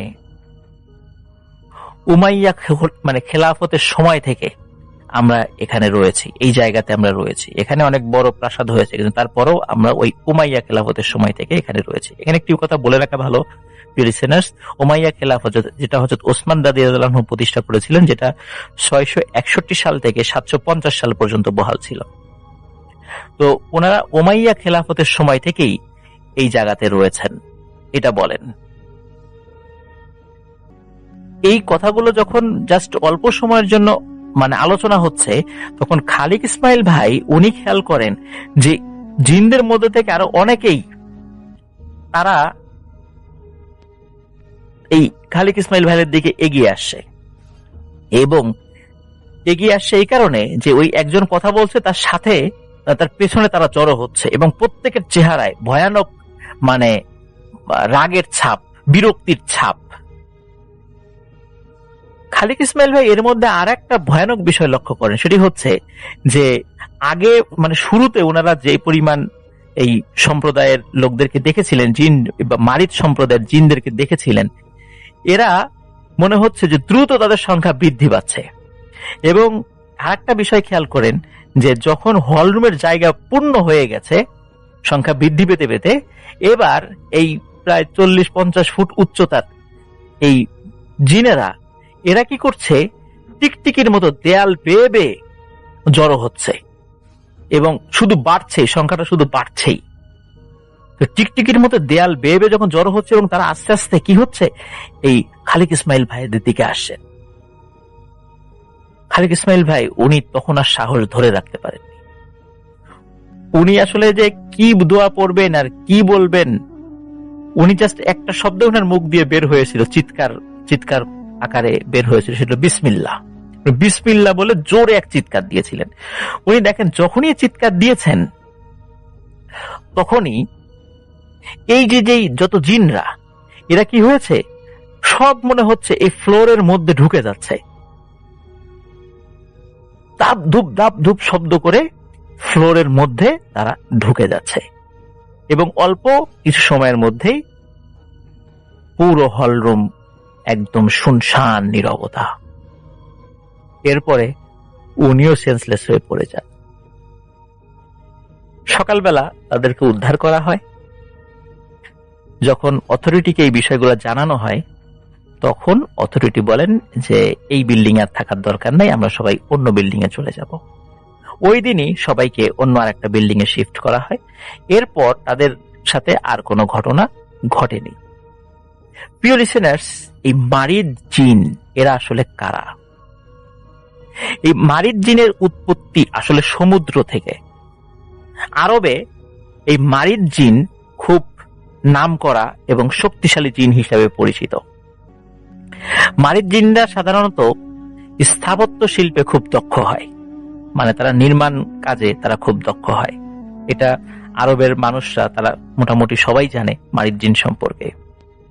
আর মারিদ জিন এরা খুব দীর্ঘ, সামুদ জাতির মতো দীর্ঘকার, মানে তাদের দেহ হয় এবং তাদের শরীরে অনেক শক্তি থাকে। মারিদ জিনকে সাধারণত বশীভূত করা যায় না, এরা অত্যন্ত শক্তিশালী। এরা যদি কোনো মানুষকে আছর করে তখন তাকে অসুস্থ বানিয়ে ছাড়ে, মানে খুব ভয়াবহ রকমের অসুস্থ হয়ে যাবে, সে মারাও যেতে পারে। আর সমুদ্রে অনেক মারিদ জিন থাকে, আবার যারা স্থলভাগে থাকে তারা দেখা যাচ্ছে যে কোন জায়গায় ঝোপঝাড় বা ডোবা নালা এই সমস্ত জায়গায় এই মারিদ জিনেরা থাকে আর কি। এরা শিক্ষিত হয়। আর একটা ভয়ানক ব্যাপার হচ্ছে যে আরবের লোকেরা সামুদ্রিক এক ধরনের মাছ আছে, এটা একটা পৌরাণিক মাছ, এটা খুব বিভৎস ভয়ানক আকৃতির একটা মাছ, এটাকে দ্য বাহামাট বলা হয়। এই মাছের একটা ছবি নেট থেকে আমি সংগ্রহ করেছি, যেটা আমাদের কমিউনিটি পোস্টে দেয়া থাকবে, আপনারা দেখে নেবেন। তো আরবের লোকেরা বিশ্বাস করে যে এই মারিদ জিনের চেহারার সাথে এই মাছের একটা মিল আছে, অথবা এই মাছও এই মারিদ জিন সম্প্রদায়েরই কেউ। আপনারা ওই ছবিটা দেখলে বুঝতে পারবেন যে মারিদ জিন আসলে কতটা ভয়ানক হতে পারে। প্রিয় লিসেনার্স, এই মারিদ জিনের ঘটনাটি আমাদেরকে চন্দনবহ যে ভাই আমাদের লিসেনার, আমাদের আফনান দা হরর ওয়ার্ল্ড ইউটিউব চ্যানেলের একজন নিয়মিত লিসেনার, উনি এই ঘটনাটি পাঠিয়েছেন। আর খালিক ইসমাইল ভাই এখনো জীবিত আছেন, ভালো আছেন, তো ওনার কাছ থেকে এই ঘটনাটি সংগ্রহ করা হয়েছে। সঙ্গত কারণে সৌদি আরবের সেই কোম্পানি এবং উত্তরপ্রদেশের যে কোম্পানির সঙ্গে চুক্তি হয়েছিল, এই দুই কোম্পানির নাম আমাকে বলেননি, তিনিও গোপন রেখেছেন। তো আশা করি প্রিয় লিসেনার্স ঘটনাটি আপনাদের ভালো লেগেছে। আমি এখন যে ঘটনাটা আমরা শেয়ার করব এখন, সেটা না তার যিনি পাঠিয়েছেন তার নাম হচ্ছে চয়ন মল্লিক। তার গ্রামের বাড়ি মাদারীপুর জেলার কালকিনি উপজেলার নবগ্রাম নামক গ্রামে। তিনি 2011 সাল থেকে আমাদের ঘটনাগুলো শুনছেন এবং তাই তিনি আমাদেরকে ঘটনা শেয়ার করেছেন। তো ঘটনাটা 2006 সালের, তখন তিনি ক্লাস 4-এ পড়তেন। তার বাবা একটা ব্যাংকে চাকরি করত, তিনি ব্যাংকের নাম উল্লেখ করেননি। তখন তার পোস্টিং ছিল ঠাকুরগাঁয়ে, তাই তার পরিবার সহ ব্যাংকের কোয়ার্টারে থাকতো। তো একবার ব্যাংকের একটা স্টাফের বিয়ে ঠিক হয়, তাই ব্যাংকের সবাইকে, ওই অফিসারদের সবাইকে বিয়েতে দাওয়াত দেওয়া হয়। বিয়েটা ঠিক হয়েছিল দিনাজপুরের ফুলবাড়ি নামক একটি জায়গায়। সময়টা ছিল শীতকাল। তো যেদিন তাদেরকে দাওয়াত দেওয়া হয় সেদিনই বিকালবেলা ব্যাংকের সবাই মিলে 2টা মাইক্রোবাস ভাড়া করে। 3 জন স্টাফের 3টি মাইক্রো মোটরসাইকেল ছিল, তাই তারা মোটরসাইকেল করেই রওনা হওয়ার জন্য প্রস্তুত হয়। 2টা মাইক্রোবাস, 3টা মোটরসাইকেল, আনুমানিক বিকাল 5টার দিকে তারা রওনা হবে এরকম প্ল্যানিং। গন্তব্য দিনাজপুরের ফুলবাড়ি। মোটরসাইকেলে যারা ছিল তারাই মূলত ওখানে যাবার রাস্তা চিনত, তাই তাদের মাইক্রোবাস দুটো মোটরসাইকেলগুলোর পেছনে পেছনে যাচ্ছিল। বিয়ে বাড়ির কাছাকাছি যাওয়ার পর তাদের গাড়ি হাইওয়ে থেকে একটা ছোট কাঁচা রাস্তা দিয়ে প্রায় 20 মিনিট চলার পর তারা বাড়ি পৌঁছে যায়। তখন প্রায় সন্ধ্যা 7টা বেজে গিয়েছিল। বিয়ে বাড়ির আনুষ্ঠানিকতা শেষ করে খাবার দাবার, আতিথেয়তা সবকিছু শেষে তাদের ফেরার পালা। এতক্ষণ সব ঠিক ছিল। হঠাৎ করেই তাদের আসার সময় যে গাড়িটা সে সিটে ছিল সেভাবেই তারা বসে, যে যেভাবে সিটে ছিল।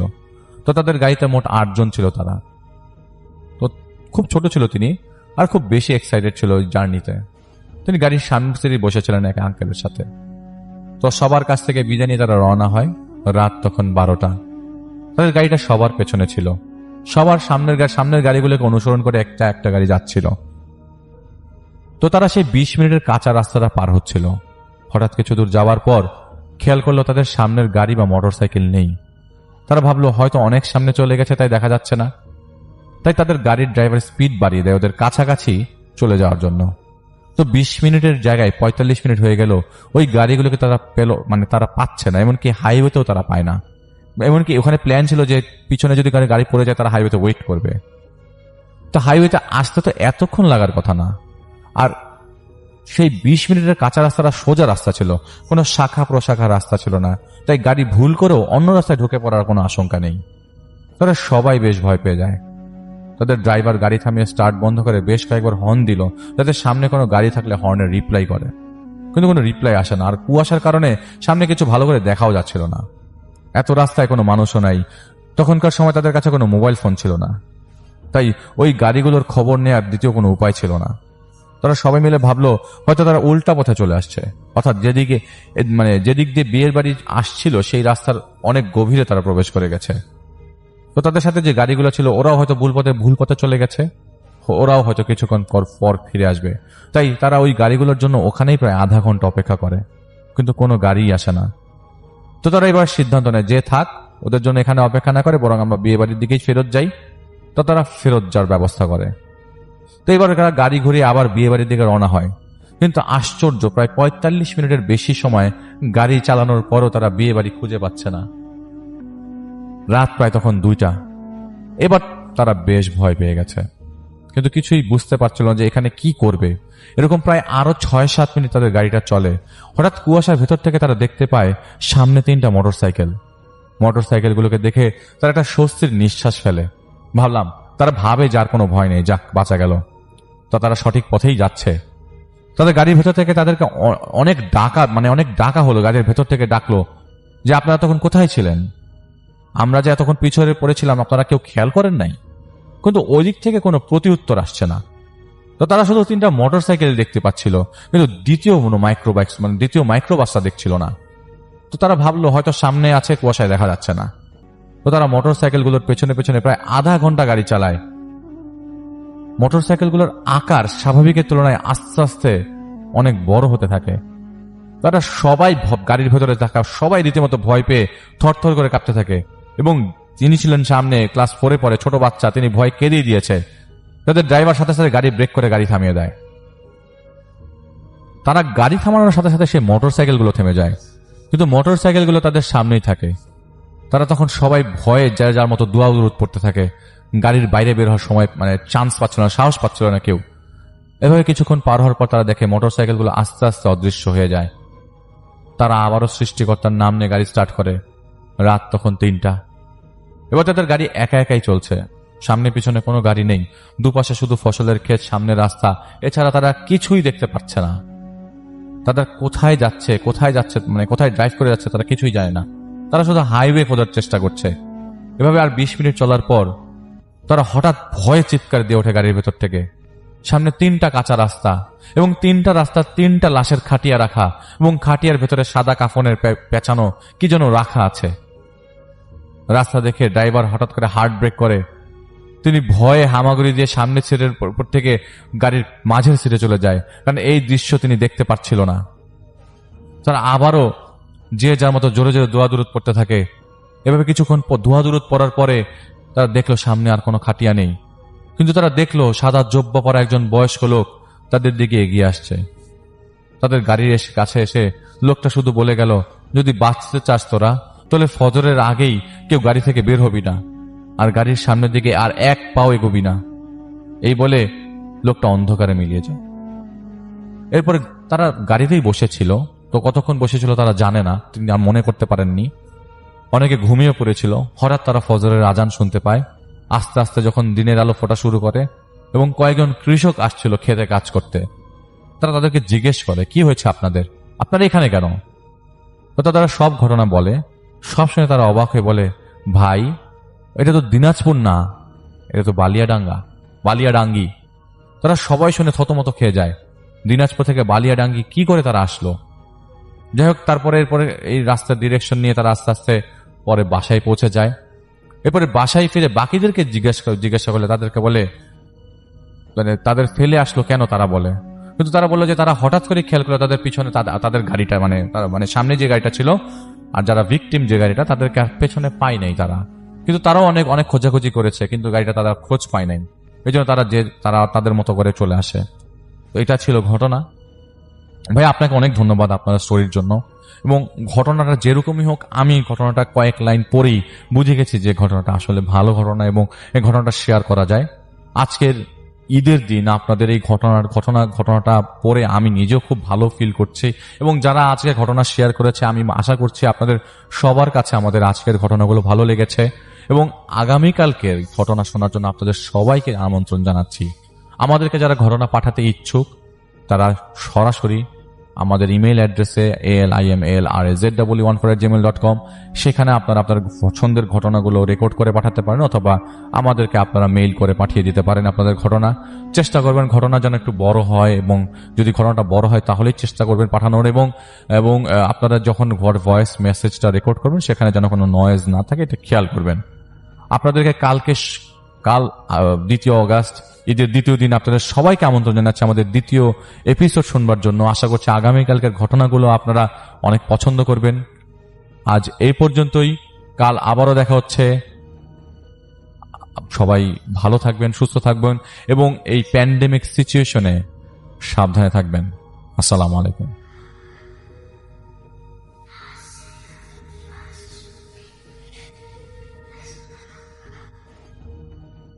আমি ফাতেমাতুজ জোহরা। আশা করি আল্লাহর রহমতে আপনি ভালো আছেন, এবং আল্লাহর কাছে দোয়া করি আপনি সবসময় ভালো থাকেন এবং আমাদেরকে আরও নতুন নতুন এপিসোড উপহার দিয়ে যান। তো আমি আজকে আপনাকে 2টা ঘটনা শেয়ার করব। 2টা ঘটনাই আমার ফ্রেন্ডের কাছ থেকে শোনা।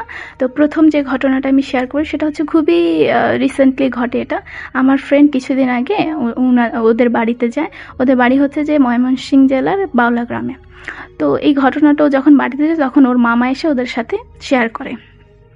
তো ওদের বাসার বেশি দূরে না, 3-4 মিনিট লাগে যেতে। আর ওদের বাসার বারিন্দা থেকে দাঁড়ালে একটা মসজিদ দেখা যায়। আমার এই ঘটনাটা সেই মসজিদ কেন্দ্রিকই। তো মসজিদ দেখা যায়, মসজিদের পাশে একটা পুকুর আছে। আমি ভাই আপনাকে ছবিটা দিয়ে দেবো, আপনি দেখলেই বুঝতে পারবেন। তো একদিন সকালবেলা মানে ফজরের ওয়াক্তের সময় ইমাম সাহেব উজু করতে যাবে, তো বৃষ্টি পড়তেছিল অনেক। তো উনি কী করলো, ছাতা নিয়ে উনি মসজিদে গিয়ে পুকুরে নামলো। নেমে উজু করার চেষ্টা করছে, কিন্তু ছাতা ধরে উনার খুব অসুবিধা হচ্ছিল উজু করতে গিয়ে। তো উনি কী করলো, যে ছাতাটা এক সাইডে রেখে উনি উজু করা শুরু করলো, এবং উজু করার সময় বৃষ্টিতে উনি ভিজে যাচ্ছিল। তো হঠাৎ একজন এসে উনাকে ছাতা ধরে সাহায্য করতেছিল উজু করার জন্য। তো উনি ভাবলো কি যে হয়তো বা পরিচিত কেউ আসছে উজু করার জন্য, নামাজ পড়বে, তাই উনাকে ছাতা ধরে সাহায্য করতেছে। তো উনি নাম ধরে জিজ্ঞেস করতেছে যে আপনি কি সে? তো কয়েকবার জিজ্ঞেস করছে যে নাম ধরে, কয়েকজনের নামই বলছে, কোনো রিপ্লাই আসে না, কোনো উত্তর দেয় না। তো উনি আর কিছু বলে নাই, উনি উনার মতো করে উজু করার শেষে উনি যখন উঠে দাঁড়ালো তখন ওই লোকটা ওনাকে ছাতাটা দিয়ে আস্তে করে চলে যায়। তখন উনি বুঝতে পারে যে আসলে এটা কোনো মানুষ ছিল না, এটা একটা জিন ছিল। আর এই মসজিদে অনেক জিন এসে নামাজ পড়ে, অনেকেই দেখেছে, এবং যারা ভালো মানুষ তারা কেউ বিপদে পড়লে এই জিনগুলো ওনাদেরকে এভাবে সাহায্য করে।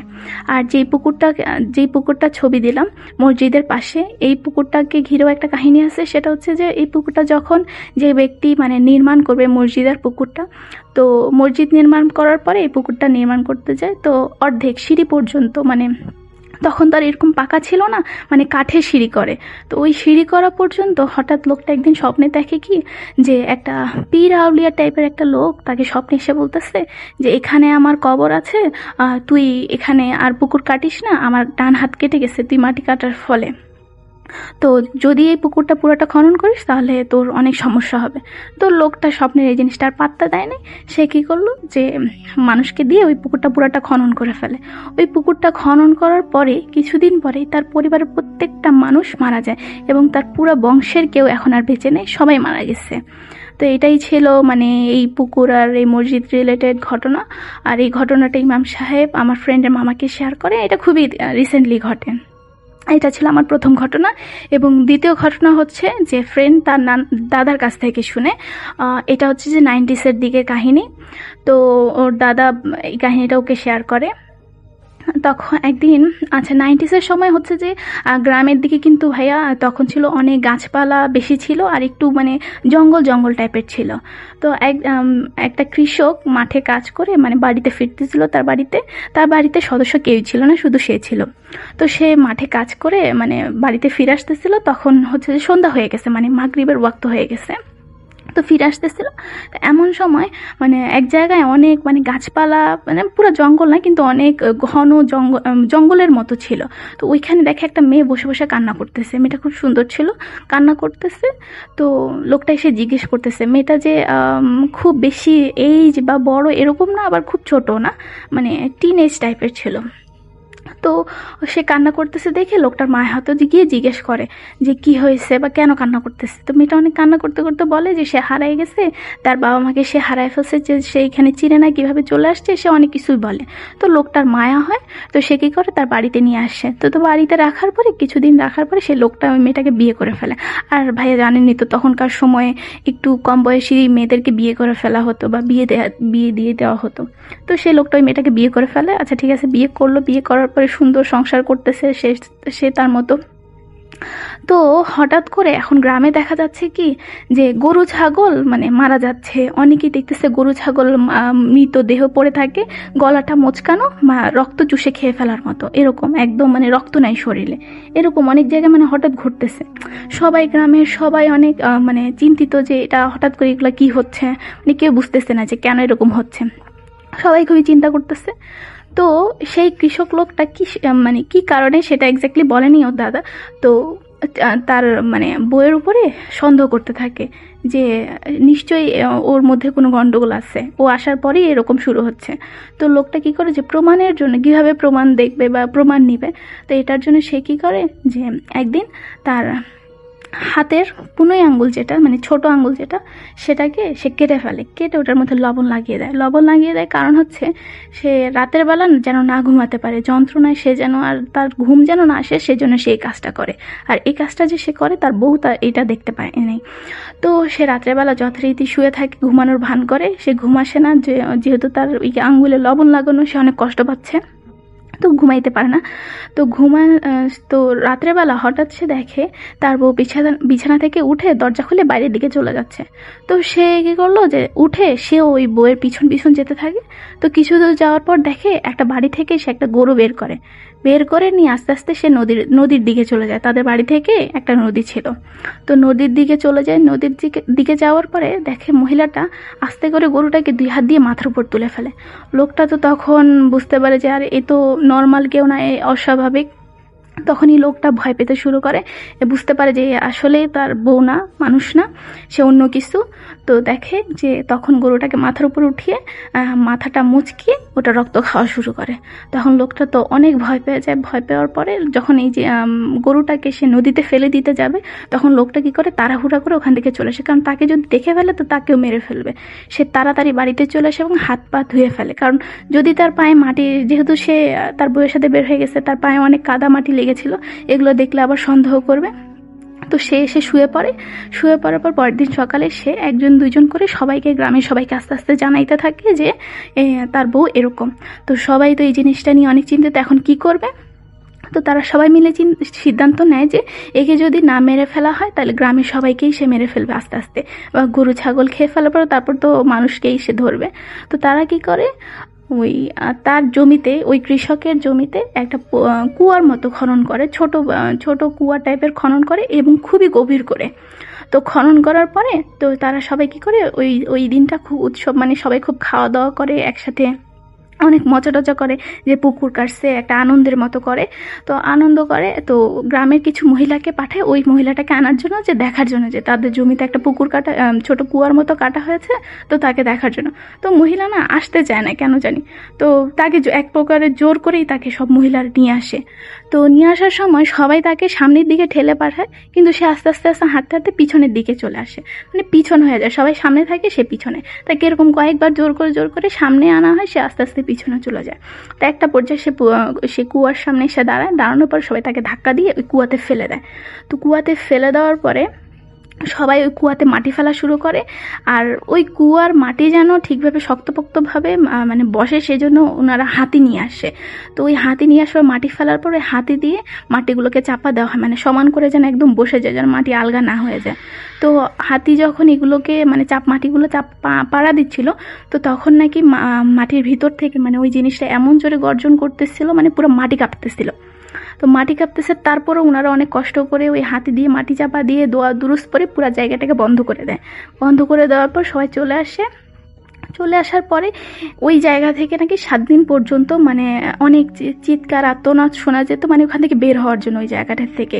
তো ওইখানে কেউ যেত না। তো ওই যেই লোকটার মানে বিয়ে করেছিল ওই জিনিসটাকে, সেই লোকটা স্বপ্নে একদিন দেখতে পায় যে ওই জিনিসটা বলতেছে, আমি যদি জানতাম তুই এমন করবি, তাহলে আগে সর্বপ্রথম আমি তোদের বংশকেই নির্বংশ করতাম, তারপর অন্য মানুষদের ধরতাম। তো এইটা দেখার পরে তো লোকটা পরে সবাইকে জানায়। তো সবাই আর এটা নিয়ে বেশি নড়াচড়া করে নাই। তো ওখানে ওই পথ দিয়ে যদি কেউ মধ্যখান দিয়ে পার হতো, তখন নাকি যদি কেউ এই জায়গা দিয়ে পার হয় তাহলে মানে ওই মানুষটা মারা যেত। আর এই জিনিসগুলো হওয়ার পরে সবাই ওইখানে কী করে, বেড়া দিয়ে একদম বাউন্ডারি দিয়ে দেয় এবং সাইনবোর্ডে লিখে দেয় যে এই জিনিসটা মানে এই জায়গা দিয়ে যেন কেউ আর পার না হয়। আর এখান থেকে অনেক ধরনের শব্দ টব্দ আসতো। তো এটা হচ্ছে যে ময়মনসিংহেরই ইটাখোলা নামের একটা গ্রামের কাহিনী ছিল, সেটাও 90 শতকের দিকে, এখনও সেটা আছে কিনা আমি ঠিক জানি না। তো এটাই ছিল আমার ঘটনা, 2টা ঘটনাই আমি আমার ফ্রেন্ডের কাছ থেকে শোনা। তো আশা করি আপনাদের ভালো লাগবে, যদি ভালো লাগে তাহলে প্রচার করবেন। ধন্যবাদ। এখন আমি যে ঘটনাটা শেয়ার করব, এটা যিনি মেইল করেছেন ওনার নাম প্রকাশ করতে মানা করেছেন, তো ওনার ছদ্মনাম দিচ্ছি জনি। তো জনি ভাই এটা 2016 সালে ওনার আব্বার মৃত্যুর 4 মাস আগে ওনার আবার মুখ থেকে শুনেন। তো সরাসরি ঘটনায় চলে যাচ্ছি। জনি ভাইয়ের আব্বা যুদ্ধের আগে যখন তিনি এসএসসি পরীক্ষা শেষ করেন, তো শেষ করার পরে ওনার বেশ লম্বা ছুটি ছিল তখন। তো এই ছুটির মধ্যে ওনার এক ঘনিষ্ঠ বন্ধুর সাথে অনেকদিন পর দেখা হয়। সেই বন্ধুর ছদ্মনাম দিতে বলেছিলেন তিনি রঞ্জিত, মানে জনি ভাই বলেছেন, তো আমি ওনার নাম দিচ্ছি রঞ্জিত। এরকম রঞ্জিতের সাথে যখন জনি ভাইয়ের আবার দেখা হয়, তখন কৌতূহলবশত জিজ্ঞেস করে যে রঞ্জিত, তুই এতদিন কোথায় ছিলি? প্রায় 2-3 বছর পর তোর সাথে দেখা হলো, তোর কোনো খবর নেই, কই গিয়েছিলি তুই? তখন সেই রঞ্জিত বলে যে দেখ, ক্লাস 7-এ থাকাকালীন অবস্থায় তখন তো আমার আম্মা মারা যায়। তা আম্মা মারা যাওয়ার পরে আবার একটা বিয়ে করছিল, তো সৎ মামাকে খুব মারধর করতো। তো এই কারণে আমি বাসায় থাকি নাই, হ্যাঁ বাসা থেকে পালায় চলে গেছিলাম, এই তো এতদিন পরেই আমাকে এখন দেখলি। তো তখন সেই জনি ভাইয়ের আব্বা বলতেছে যে এতদিন পর দেখলাম তো ঠিক আছে, কিন্তু তুই যেরকম 2 বছর বা 3 বছর ছিলি না, তুই কোথায় ছিলি একটু আমার বলতো। তো তখন সেই মানে রঞ্জিত উনি কোনোভাবে বলতেছিল না, যে বলতেছে যে না আমি এরকম ছিলাম, আশেপাশে তোদের ছিলাম, তো উনি যখন মানে জনি ভাইয়ের আব্বা যখন প্রচন্ড প্রেশার দিচ্ছে যে না তোকে বলতে হয়, বল তোর ঘনিষ্ঠ বন্ধু আমি, তো তখন উনি মানে জিদ করে ওই মানে জনি ভাইয়ের আব্বাকে বলতেছে যে আমি ওই যে ভারতের যে আসাম আছে, আসামের এরকম কামরূপ একটা জেলা আছে, ওই কামরূপ জেলা ছিলাম। তখন ওই জনি ভাইয়ের আব্বা বলছে তুই এখানে গেছিলি কি জন্য? তো তিনি বলতেছে যে সেখানে আমি এক অঘরীর শিষ্য হিসাবে ছিলাম। এটা শোনার পর জনি ভাইয়ের আব্বা একটু মস্করা করে বলতেছে তুই অঘরীর শিষ্য ছিলি, এটা তুই আমাকে বিশ্বাস করতে বললি? তো কি করছিস তুই, কি শিখছিস? তো তখন উনি আবার উত্তর দিতে চায় না, বলতেছে না, শুধু ইগনোর করতেছে। তখন একটা পর্যায়ে তিনি বলতেছে আর কি যে অঘরী তাকে বান মারা শিখাইছে। তো জনি ভাইয়ের আব্বাও তখন এটা আবার বলতেছে, ফাজলামি করে বলতেছে যে হ্যাঁ এইসব ভন্ডামি বাদ দিয়ে কই গেছিলি সত্যি বল। তখন একটু ওই রঞ্জিত তিনি রাগ করে বলতেছে যে ঠিক আছে এক কাজ কর, সামনে যে অমাবস্যা আছে, তো তখন এক কাজ করবি যে আমরা ইয়া করি, তুই আমার কাছে আয়, আমার সাথে দেখা কর, কিভাবে বান মারতে আমি তোকে দেখাই দিব। তো সেখানে জনি ভাইয়ের আব্বা বলছে ঠিক আছে যা, আমি এরকম তারিখ বল কবে এরকম অমাবস্যা হবে, আমি এরকম সময় আসবো। তো এরকম ওরা এরকম তারিখ ঠিক করে এবং যথারীতি ওই জনি ভাইয়ের আব্বা ওনার বাসায় একটু বলে আর কি যে আমি একটু বের হবো। সেই রাতে আমার রাতে বলতেছে আমি একটু বের হবো, তো এখন আসতেছি, রাতে বের হয়। তো ওনারা যথারীতি এরকম ওই জনি ভাইয়ের আব্বা এবং সেই রঞ্জিত ওনারা একসাথে দেখা করে হাঁটতে হাঁটতে ওনাদের বাড়ির কাছে মনে হচ্ছে আত্রাই নদী, সেখানে একটা নদীর পাড়ে শ্মশান ঘাট ছিল, সেখানে চলে যায়। তো ওই শ্মশান ঘাটটা নাকি জনি ভাইয়ের দাদি বাড়ি থেকে ছিল প্রায় 2 কিলোমিটার দূরে। আর এখানে ওনার আব্বাও খুব আগ্রহ নিয়ে চলতেছিল যে দেখবে যে আজকে ওর ফ্রেন্ডের ভন্ডামি দেখবে, মানে এরকম মজা করতেছিল। তো যাই হোক এরকম ওনারা নাকি নদীর পাড়ে এরকম যায়। তো যাওয়ার পরে মানে বান্না মারার যে প্রস্তুতিগুলো নিতে হবে নাকি সেই রঞ্জিত তিনি নিতেছিল।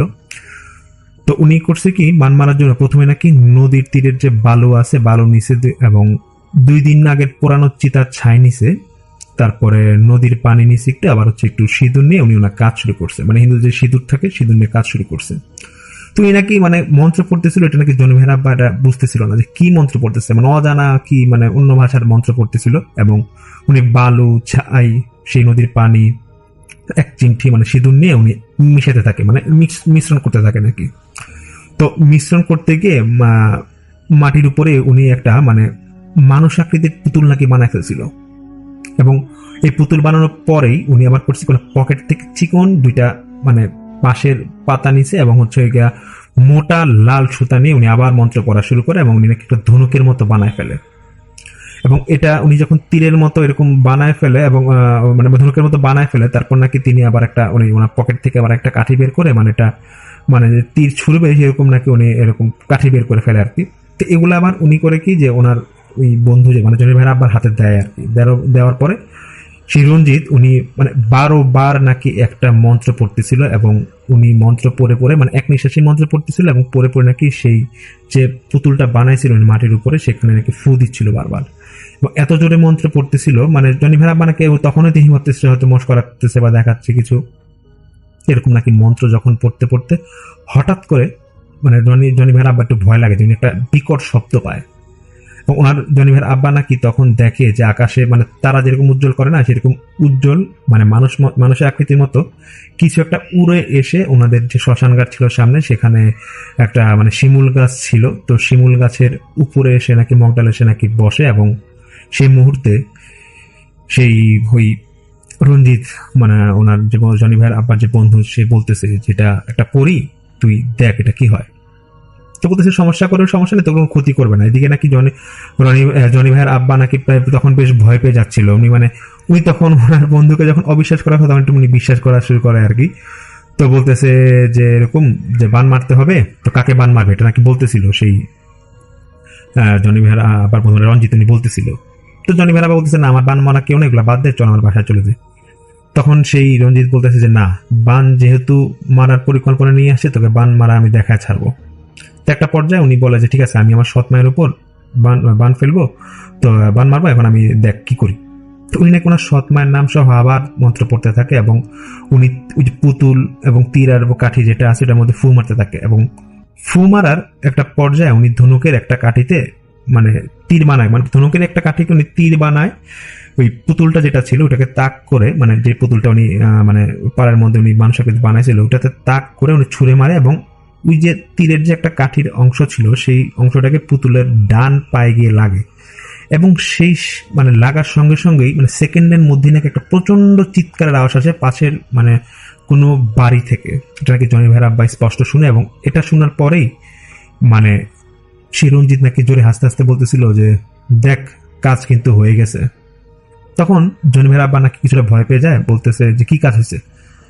তো উনি এটা দিয়ে নাকি উনি দৌড় শুরু করে, এবং উনি দৌড় শুরু করে এবং তার পিছে পিছে মানে যেখান থেকে আওয়াজ হচ্ছিল, আওয়াজটা আসছিল চিৎকারের আওয়াজটা, সেই জায়গায় উদ্দেশ্য করে জনি ভাইয়ের আব্বা নাকি দৌড় শুরু করে, এবং সেই রঞ্জিত উনি দৌড় শুরু করে, এবং সেইটা ছিল রঞ্জিতের সৎমা যেখানে থাকতো সেই বাসা। তো সেই বাসায় যাওয়ার পরে দেখতেছে যে মানে বেশ ভিড় হয়ে গেছে, মানে যেতে কিছুটা সময় লাগে, তো ভিড় হয়ে গেছে। তো ভিড় হয়ে যাওয়ার পর দেখতেছে যে ওনার যে সৎমা, রঞ্জিতের যে সৎমা, গরু জবাই করলে যেরকম মানে গঙ্গানি আওয়াজ আসে না, উনি এরকম আওয়াজ করতেছিল, এবং উনি ওনার বিছানার থেকে লাফায় উঠে গেছে পুরা, এবং ওনার মুখ দিয়ে সাদা ফেনা বের হচ্ছিল, আর কোনো কথা উনি বলতে পারতেছিল না। মানে জনি ভাইয়ের বাবা রঞ্জিত দেখতেছে, এবং বাড়ির যে ওনার টিন ছিল সেই টিনটা নাকি ওনার ডান পায়ে লেগে কেটে যায়, এবং কিভাবে টিনটা পরে কেউ বলতে পারবে না। এই টিনটা ওনার পায়ে লেগে যাওয়ার পর থেকে প্রচন্ড রক্ত বের হচ্ছিল, এবং খুব চিৎকার করতেছিল, এবং রক্ত কোনোভাবে বন্ধ হচ্ছিল না।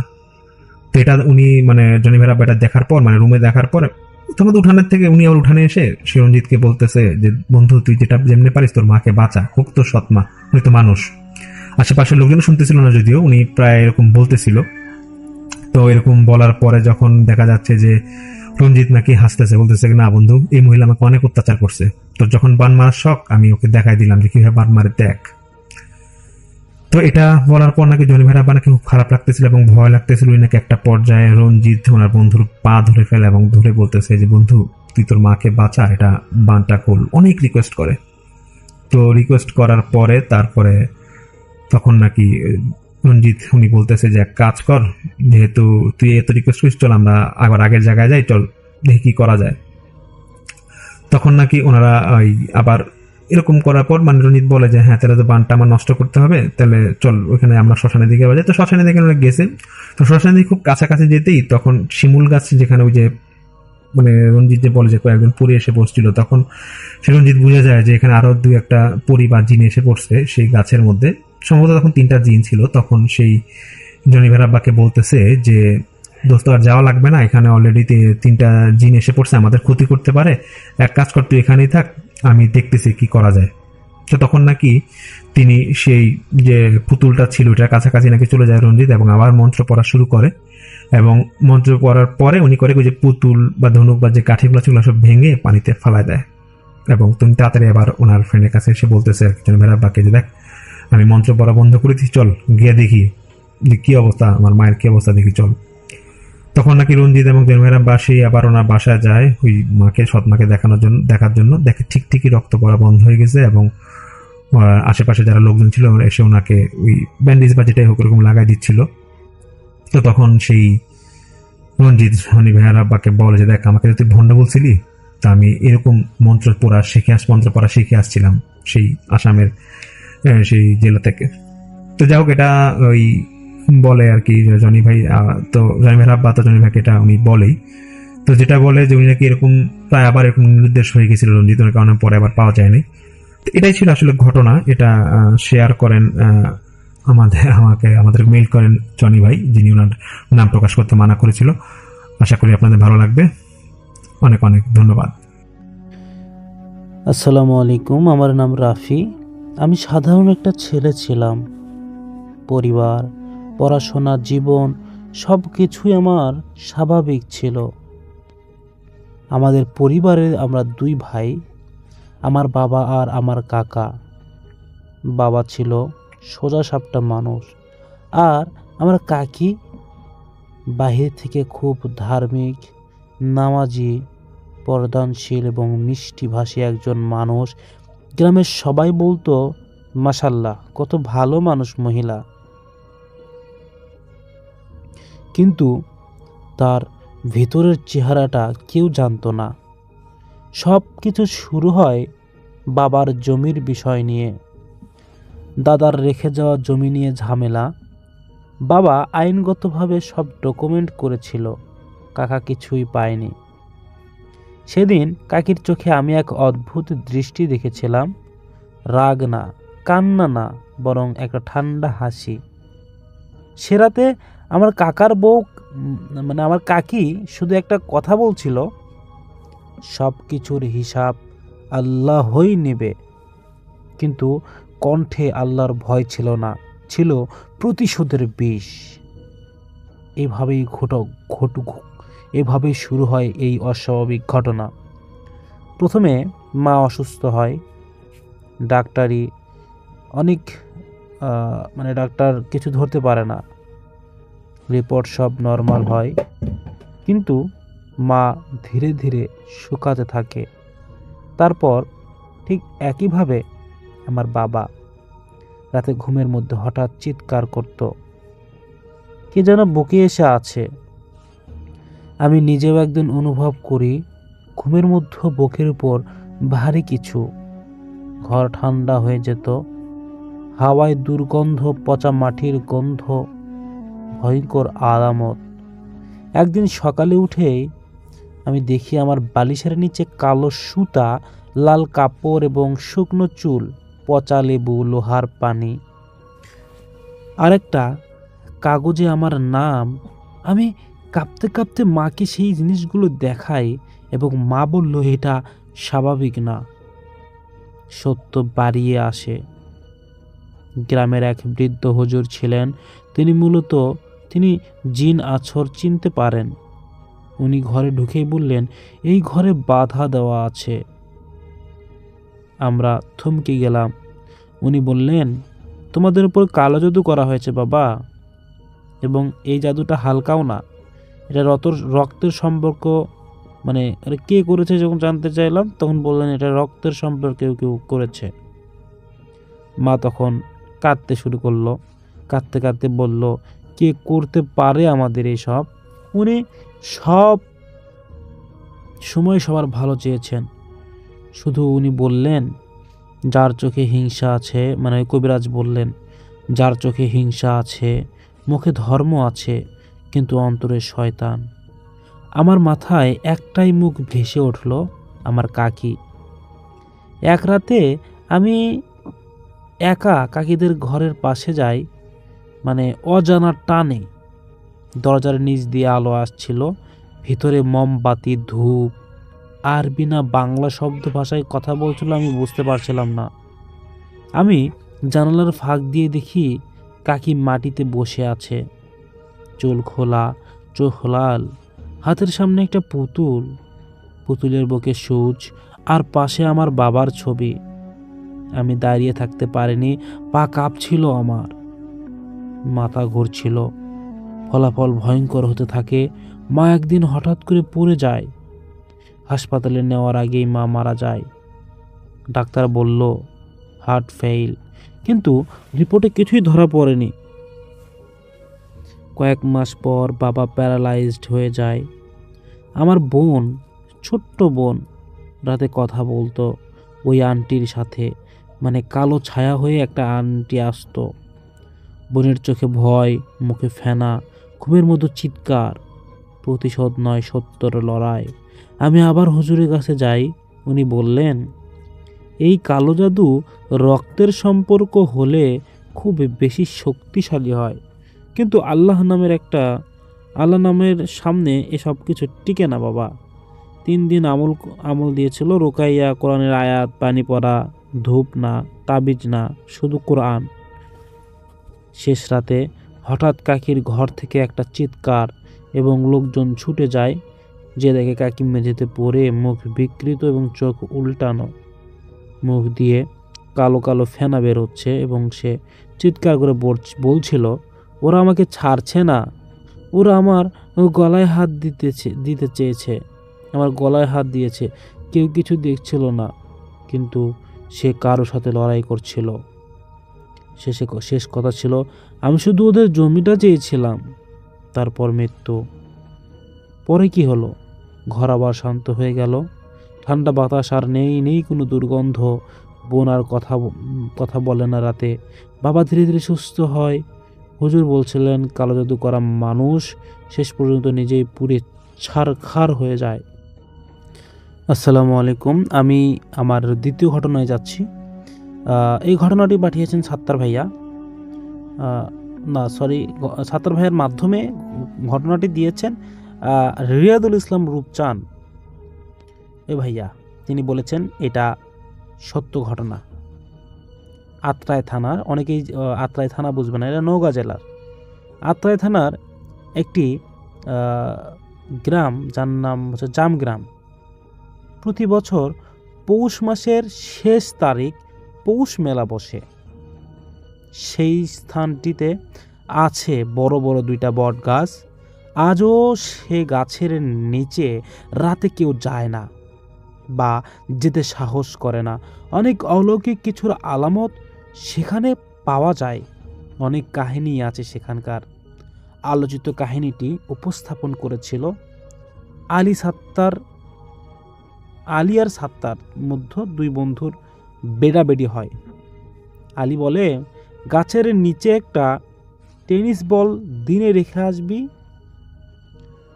একটি গোপন স্থানে, এবং সাত্তার একা রাত 12টার পর ওই গাছের নিচে লুকিয়ে থাকা স্থান থেকে সেটা নিয়ে আসতে পারলে সাত্তারকে 1000 টাকা দেবে। সেই কাহিনীতে আসছি একটু পরে। বলে রাখি, ওই গাছের নিচে রেডিও মোবাইলের টাওয়ারগুলো অকেজ হয়ে যায়, এমনকি ঘরের কাঁটা ও স্থির হয়ে যায়। গাছের নিচ থেকে 15 ফিটের মতো দূরে গেলেই সব কিছু স্বাভাবিক। দুই গাছের একটা গাছ, ওই গাছে এখনো একটি বড় হাতের ছাপ বিদ্যমান, মানে ওখানে হাতের ছাপ আছে। তাছাড়া ঘোড়ার খুরের নিশানা, মানে ওই পাশে ঘোড়ার খুরের নিশানা গুলি আছে গাছের শিকারে। তো যাই হোক, গাছগুলো কত পুরনো তার অনেক মতামত পাওয়া যায়। 400 থেকে 600 বছর ধরে কোনো এক অজানা সভ্যতার সাক্ষী। আমি সেই গাছে দুটির ছবিগুলো, মানে গাছ দুটির ছবিগুলো অনেকগুলো কয়েকদিন পর পোস্ট করার চেষ্টা করব ইনশাল্লাহ। এবার আসি মূল কাহিনীতে। রাত 12টা 15 মিনিটে রওনা দিলেন ওই ভাই, যে বাজি ধরেছিল, হাতে একটা বল্লম, একটা হারিকেন। অনেকেই সেখানে যেতে নিষেধ করা সত্ত্বেও ও এগিয়ে চলছেন। সাত্তার 15 জন মানুষের মতো একটি উঠানে তার ফেরত আসার অপেক্ষার প্রহর গুনছিল।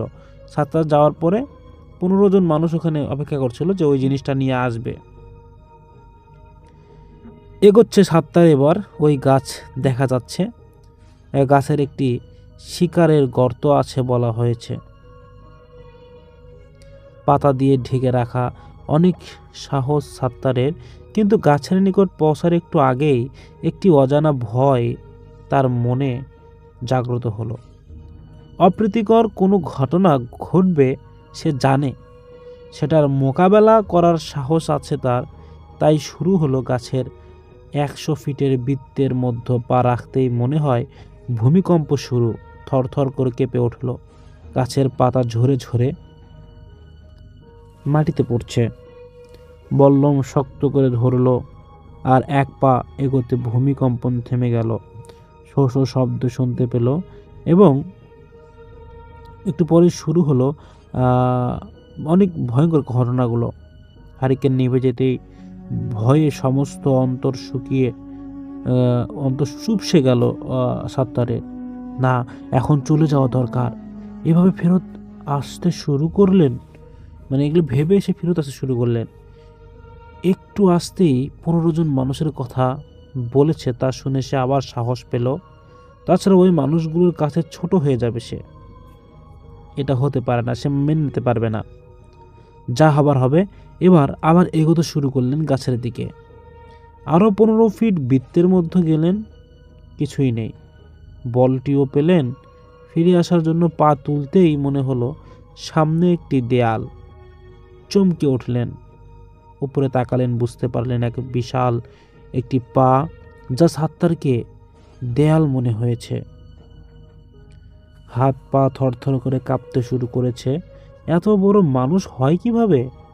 বড় বড় চুল, মুখ, নাক ঢাকা, ওই চুলগুলো দিয়ে সাদা সাদা দাঁত বাইর হয়ে হাসছে, তাচ্ছিল্যের হাসি যেটাকে বলে আর কি। এত ভয়ঙ্কর হাসি সাত্তার জীবনে না, তার কল্পনার বাইরে। তার মানে বুঝতেছেন তো কি ধরনের হাসি হেসেছে। দৌড় ধরলেন, দৌড় শুরু করলেন, দৌড় দৌড় দৌড়। সে একটি বনের মধ্যে দৌড়াচ্ছেন, একটি গাছ অনেক বড় বড়, তার মধ্যে দৌড়ে হাঁপিয়ে উঠলেন। তারপরও মানে থামলেন। এবার তিনি থমকে দাঁড়ালেন। ওই মানুষটিকে আবার দেখে সামনে দাঁড়িয়ে আছে। এ কি, সে তো ওই স্থানেই আছেন। তাহলে সে দৌড়াচ্ছে কোথায়? সে তো এখানে ওই স্থানে আছেন, তাহলে সে তো এখানেও হাঁপাচ্ছে। হাঁপাতে হাঁপাতে দেখলেন মানুষটি চলে যাচ্ছেন বনের মধ্যে। একটু দূর হলো, ভয় থেকে একটু কেটে উঠলো। একটু পরেই বুঝতে পারছেন কিছু একটা দৌড়ে এসে তার দিকে তাকে ভয় দেখানোর চেষ্টা করছে। দৌড়ানোর শক্তি নেই তার, সমস্ত শরীর থরথর করে কাঁপছে আর কাঁপছে। এবার প্রাণ বুঝি যায় তার। কয়েকটি শিয়াল এসে তার চারপাশে ঘুরতে লাগলো, চোখগুলো জল জল করছিল। এমন ভাব করছে সাত্তারকে মনে হয় খেয়েই ফেলবে। সাত্তার কাঁদতে কাঁদতে আমাকে ক্ষমা করে দাও বলছিল, আমি আর কোনো দিন আসবো না। শিয়াল এবার ধমক দেয়, বলে, এই তোকে প্রথমবার ছেড়ে দিয়েছি, আবার আসলি, তোকে আজ খেয়েই ফেলবো। সাত্তার এত অসহায় হয়ে নিঃশ্বাস নেওয়ার মতো শক্তি নেই। শিয়াল কথা বলছে, উপর হয়ে পড়ে সে হাত জোর করে বলছে, সাত্তার, আমার প্রাণ ভিক্ষা দাও। এবার বট গাছের ওপর থেকে এক হনুমান এলো, একটি ডাল ভেঙে পাছায় পেটাতে শুরু করলো। সে কি পিটান রে বাবা! সে বাবা মা বলে কাঁদছে। সাত্তার চিৎকার করতে পারছে না, এত জোরে মারছে সাত্তারকে। মার খেয়ে জ্ঞান হারাবার মনে হয় সে সময় একটি শিয়াল হাত পায়ে মুখ ঠেকাছে। সাত্তার মনে করছে যে আর মনে হয় বেঁচে নেই, তাকে খেয়ে ফেলবে আজ। ক্ষমা করুন বলেছে, বারবার বলতেছে। তার মধ্যে একটি শিয়াল বলল যে, তোকে ছেড়ে দিলাম, যা, আজকের পর আর কেউ যেন না আসে এখানে আমাদের বিরক্ত না করতে। একবারই দিলেন চোয়াল দিয়ে সাত্তার জ্ঞান হারিয়ে ফেললেন। সাত্তারের বর্ণনায় 4-5 ঘন্টা ধরে এই প্রক্রিয়া চলেছে, কিন্তু সবাই এসে 20 মিনিট পর সাত্তারকে উদ্ধার করলো। হাতে পায়ে মারের দাগ অনেক জায়গায়। তো এটা একটু অস্পষ্ট ইংলিশে লিখেছ, তো ঘটনাটি এত ক্লিয়ারভাবে বলতে পারেনি। অবশ্য আমাদের প্রথম ঘটনাটি ভালো লেগেছে, আশা করি। এই ছিল ঘটনা। ভালো লাগলে শেয়ার করবেন। ধন্যবাদ। আসসালামু আলাইকুম। ডিয়ার লিসেনার, আশা করি আপনারা সবাই অনেক বেশি ভালো আছেন এবং সুস্থ আছেন। যারা সম্পূর্ণ ঘটনাগুলো শুনলেন তাদেরকে অসংখ্য অসংখ্য ধন্যবাদ। আমরা প্রতিনিয়ত আপনাদের জন্য যে ঘটনাগুলো বাছাই করে যাচ্ছি, আপনাদের কাছে ঘটনাগুলো কেমন লাগছে তা আমাদেরকে জানিয়ে দিলে আমরা অনেক খুশি হব এবং আমরা আপনাদের রুচিসম্মত কোনো ঘটনা আপনাদের উপহার দিতে পারছি কিনা তা শিওর হতে পারবো। অনেকেই আমাদেরকে কমেন্ট করছেন যে ভাই আপনাদের ঘটনা খুব ভালো লাগছে। অনেকেই কমেন্ট করছে ভাই আপনাদের ঘটনা ভালো লাগে অনেক। অনেকেই কমেন্ট করছে ভাইয়া আপনাদের ঘটনা না শুনলে আমাদের ঘুমই আসে না। আবার অনেকেই কমেন্ট করছে ভাইয়া আপনারা আরো ভালো ঘটনা দেন। আমি যারা কমেন্ট করেছে আমি তাদের কথা বললাম। এখন কে কোথা থেকে কমেন্ট করেছে এটারও অনেকে থেকে এসেছে। রাজশাহী থেকে একজন লিখেছে, ভাইয়া আমি রাজশাহী থেকে বলছি, আপনার ঘটনা খুব ভালো লাগে। আমার টপ ভূত এফএম আমার খুব ফেভারিট একটা চ্যানেল। আর আরেকজন ময়মনসিংহ থেকে লিখেছে, ভাই আমরা টপ ভূত এফএম এর ঘটনা শোনার জন্য অধিক আগ্রহ থাকি। আরো অনেকেই অনেক জায়গা থেকে, গোপালগঞ্জ থেকে লিখেছে, ভাইয়া খুবই ভালো লাগে ঘটনাটি। রংপুর থেকে লিখেছে, ভাইয়া খুবই ঘটনা ভালো লাগে। এবং লালমনিরহাট থেকে একজন নিয়মিত দর্শক আমাদের, তিনি বলেছেন, ভাইয়া আপনারা প্রতিদিন ঘটনা দিচ্ছেন, এইভাবে কন্টিনিউ করেন। আগের যে ভূত এফএম শুনে আমরা শান্তি পেতাম, আমরা সেই শান্তিটা আবারও পাচ্ছি এই টপ ভূত এফএম চ্যানেলের মাধ্যমে। আমরা কৃতজ্ঞতা জানাচ্ছি। তো আমি আপনাদের সবার ভালোবাসার উদ্দেশ্যে আমরা আরো পরিশ্রম করে যাব, আরো কষ্ট করে আপনাদের জন্য বাছাইকৃত ঘটনাগুলো নিয়ে আসার চেষ্টা করব। আমরা কিন্তু প্রত্যেকটা ঘটনা শুনে শুনে কোন ঘটনাগুলো একটু বেশি ভয়ঙ্কর, কোন ঘটনাগুলো একটু হরর মানে একটা মানে থিমের মধ্যে আপনাদেরকে নিয়ে যেতে পারবে, কোনটা একটু থমথমে পরিবেশের মধ্যে আপনাদেরকে প্রোভাইড করবে, আমরা সেই ঘটনাগুলো বাছাই করি। সেই ঘটনাগুলো আপনারা শুনলে আপনারা অবাক হয়ে যাবেন, এবং যাতে আপনারা ওই ঘটনাগুলো আপনাদের সাথে ঘটছে এটা আপনারা বুঝতে পারেন। এবং আমরা সব সময় চাই যে আমরা এই ধরনের ঘটনাগুলো আপনাদের সামনে তুলে ধরবো, যাতে আপনাদের সাথে টপ ভূত ফিল্ম চ্যানেলের কানেকশনটা একটু গাঢ় হয়, একটু বেশি হয়। আপনারা যেন আসলেই একটা ঘটনা শুনে আজকে ভালো লাগলো, অবশ্যই কিন্তু আপনি টপ ভূত এফএম এই চ্যানেলের কথা মনে রাখবেন, এবং আপনারা বলবেন যে টপ ভূত এফএম চ্যানেলটি আবার কখন ঘটনা পাঠাবে। এইরকম আসলেই হয়, অনেকেই আছে এরকম ভূত এফএম যারা অনেক বেশি ভালোবাসে, অনেক লাইক করে। তো আমি তাদেরকে বলবো আপনাদের জন্য, মানে এই চ্যানেলটা আমার না, এই চ্যানেলটা আপনাদের। কথা হচ্ছে আপনারা অনেকেই আমাদেরকে ঘটনা পাঠান, অনেকেই বলেন ভাইয়া অনেকে ঘটনা আছে, এবং অনেকেই এত পাগল যে, এবং ভূত এফএম এত বেশি ভালোবাসে যে তারা তাদের সাথে ঘটে যাওয়া ঘটনা কমেন্ট সেকশনে লিখে যাচ্ছেন। আমি না খুবই খুশি, কিন্তু আমি তাদেরকে বলবো তাদের উদ্দেশ্যে, ভাইয়া আপনারা যে কমেন্টে আমাদেরকে ঘটনা লিখছেন, কমেন্টে ঘটনা ওভাবে আসলে ছোট ঘটনা হয়ে যায় অনেক। আপনারা ওই ঘটনাগুলোকে একটু বিস্তারিত করবেন, যে ঘটনাটা আপনার সাথে ঘটে গিয়েছে একটু মানে ওই পারিপার্শ্বিক ঘটনাগুলোকে একটু বিস্তারিত করবেন।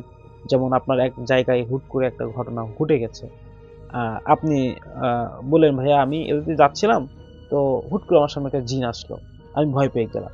তো এইভাবে ঘটনাটা না দিয়ে আপনারা একটু এইভাবে ঘুরিয়ে পেঁচিয়ে বললে দর্শকরা শুনতে ভালোবাসবে যে ভাইয়া এক নির্জন রাতে আমি যে কোনো একটা উদ্দেশ্যে আমার বাসা থেকে বের হয়েছি, কিছুক্ষণ আগেই বৃষ্টি হয়ে গেছে এবং সুন্দর একটা আবহাওয়া আসতেছে, বৃষ্টির পরে একটা শীত শীত ভাব, গায়ের সকল লোম দাঁড়িয়ে গেছে শীতে আমার। এর মাঝখানে ভাইয়া আমি যখন রাস্তা দিয়ে যাচ্ছিলাম, রাস্তার মাঝখানে হঠাৎ করে দেখি একজন সাদা কাপড় পরিহিত মানুষের মতো বোঝা যাচ্ছে, কিন্তু স্পষ্ট মানুষ নাকি কোনো বস্তা দাঁড়িয়ে আছে আমি বুঝতে পারছিলাম না। কিছুক্ষণ আগেই ঝড় বৃষ্টি হয়ে রাস্তাগুলো এলোমেলো করে দিয়েছে, তাই আমি ভালোভাবে পর্যবেক্ষণ করার চেষ্টা করছি ওখানে কে হবে। আমি যতই এগিয়ে যাচ্ছি সামনে ওনার দিকে, ততই উনিও সামনের দিকে এগিয়ে যাচ্ছে। আমি বুঝতেছি না যে ওটা আসলে কোনো সাদা কাপড় পরিহিত মানুষ, নাকি ওখানে কোনো গাছ ওই বা কোনো বস্তা বোঝাই করে রাখা আছে, বিষয়টি বুঝতেছি না। এর মধ্যে ভাইয়া আমার শীতে জমে যাওয়া শরীর এবার হঠাৎ করে আমার পুরো শরীরের ভিতরে কারেন্ট চলে আসলো, একটা ভয় পাচ্ছি। তো ভেজা রাস্তার আছে ভাইয়া, তার মধ্যে আমার হাতে একটা বাটন ফোন, ওই বাটন ফোন দিয়ে আমি কত দূরই দেখবো বলেন। তো আমি চাচ্ছি যে পিছিয়ে যাব নাকি সামনে যাব, পিছিয়ে যাব কি সামনে যাব। তো আমি সর্বোপরি সকল ভয়কে অপেক্ষা করে মনের ভিতরে সাহস নিয়ে আমি সামনের দিকে আগানোর ট্রাই করলাম। তারপরে একটু একটু যেয়ে দেখি যে ভাইয়া ওটা কোনো একটা সাধারণ বস্তা ছিল না, ওটা শূন্যে ভাসমান একটা সাদা কাপড় পরিহিত মানুষ ছিল, যেটা দেখে আমি রীতিমতো আমার পা কাঁপছে, আমি কোন দিকে যাব বুঝতে পারছি না। আমার হাতের বাম পাশে পুকুর এবং ডান পাশে জঙ্গল।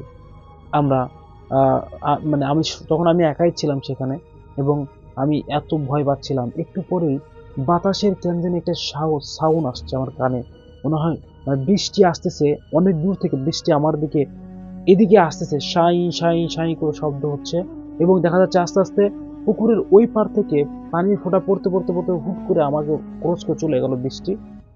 আর ওই বৃষ্টিতে আমার ভয় আরো বেশি হতে লাগলো রাসেল ভাইয়া। প্রথমে আমি ওই ব্যক্তিকে, সাদা কাপড় পরা ব্যক্তিকে দেখছিলাম যে আমি যাচ্ছিলাম, ও যাচ্ছিল, কিন্তু রাসেল ভাইয়া এইবার আমি যাচ্ছি, ওই মানুষটি আর সামনে যাচ্ছে না। এই তো আমার ভিতরে আরো বেশি ভয় লাগছিল যে আমি এখন ওর নিকটবর্তী হয়ে গেলে আমার কি সর্বনাশ হয়ে যাবে। হাতে ধরে আর 4 মিনিট হাঁটলে আমার বাসার গেট। আমি চিল্লায় ডাকতে যাব আম্মুকে, তাও পারছি না, যদি আমার কোনো ক্ষতি করে। আমি খুবই ভয় পাচ্ছি রাসেল ভাইয়া। আপনি ওই মুহূর্তটা আমি আপনাকে বলে বোঝাতে পারতেছি না। আমি সত্যি ওই দিন ওই জায়গায় বৃষ্টির ভিতরে অবাক হয়ে যাই, অজ্ঞান হয়ে পড়ে যাই, এবং কিছুক্ষণ পরে দেখি আমার আম্মু হারিকেনের আলো নিয়ে, ছাতা নিয়ে আমাকে আসার সময় আমাকে বলেছে যে তিনি ওই দোকানের সামনে আসছে, যে ছেলেটা গেল, ছেলেটা আসে না কেন, অনেকক্ষণ তোই হয়ে গেল, বৃষ্টির কারণে মনে হয় আসতেছে না, তো আমি ছাতা নিয়ে যাই, যে তাকে আগিয়ে নিয়ে আসি। তো এই কথা বললে নাকি আম্মু বের হয়েছে, আর রাস্তার ভিতরে যা দেখে আমি পড়ে আছি। আর সাথে সাথে আমার বড় ভাইয়াকে ডাকছে, আমার বোনকে ডাকছে, সাথে সাথে পাশে চাচা চাচির বাসা ছিল, তারা সবাই এসে আমাকে ধরাধরি করে বাসায় নিয়ে গেছে, যে আমার গাটা মুছে দিয়ে আমাকে বিছানায় শুয়ে দিল, এবং শুয়ে দেওয়ার পরে আমাকে বলছে যে ভাইয়া, বাবা কি হয়েছে তো? তখন আমি আমার আম্মুকে সব ঘটনা বলি, যেটা আপনাদেরকে বললাম। তো তারপরে থেকে আমার আর কোনো সমস্যা হয়নি। একদিন জ্বর ছিল, ডক্টর দেখে ওষুধ খেয়ে আমি ভালো হয়েছি। আর রাতের বেলা আমি বৃষ্টির সময়, আবহাওয়া খারাপের সময় আমি কখনো বাইরে যাই না। তো এটাই ছিল ঘটনা। আর লিসেনার্স, আপনাদেরকে আমি এই ঘটনা শোনালাম, কেন শোনালাম? ওই যে কমেন্ট বক্সে একটা ভাই আমাদেরকে ছোট ঘটনা লিখেছিল, মানে ঘটনাটা তিনি এমন করে গেছে, ভাই আমার সাথে একটা ঘটনা ঘটে গিয়েছে, যাচ্ছিলাম, একটা জিম দেখছি, ভয় পাইছি। কিন্তু এই বিষয়টা যদি আপনি সুন্দরভাবে আপনার বাড়ির চারিপাশ এই সেই হাবিজাবি বুঝে আমাকে বলতেন, তাহলে মানুষ শুনতে পছন্দ করে, এবং ওই বিষয়টা তেনারা অ্যানালাইসিস করে। যাই হোক, আমরা অনেক ক্ষেত্রে এইরকম করি যে অনেকে আমাদের ঘটনা দেয়, কিন্তু ঘটনাগুলো সুন্দরভাবে বুঝায় বলে না, এটা মানে আপনারা পছন্দ করেন না। এই জন্য আমরা স্থান, কাল, পাত্র এগুলো একটু বিশ্লেষণ করে আপনাদের সামনে তুলে ধরার চেষ্টা করি। তো আজকের মধ্যে এখানে বিদায় নিচ্ছি। আপনারা যদি আরও ঘটনা আমাদেরকে দিতে চান, তাহলে অবশ্যই আমাদেরকে বলবেন, আমরা আপনাদের জন্য রেডি আছি। আপনাদের ঘটনা পাঠাতে দেরি, কিন্তু আমরা আপলোড করতে দেরি করব না। তো এটাই হচ্ছে টপ ভূত এফএমের একটা বিশাল বৈশিষ্ট্য, যে আপনাদের ভালোবাসে টপ ভূত এফএম, এটারই প্রমাণ দিয়ে যাচ্ছে। আজকের মধ্যে এখানে বিদায় নিচ্ছি। সবাই ভালো থাকবেন, সুস্থ থাকবেন। দেখা হচ্ছে নেক্সট কোনো ইমেল এপিসোডে বা আপনাদের ঘটনা নিয়ে। সবাই ভালো থাকবেন। আসসালামু আলাইকুম। পরবর্তীতে কার ঘটনা শুনতে চান অবশ্যই কমেন্ট করে যান।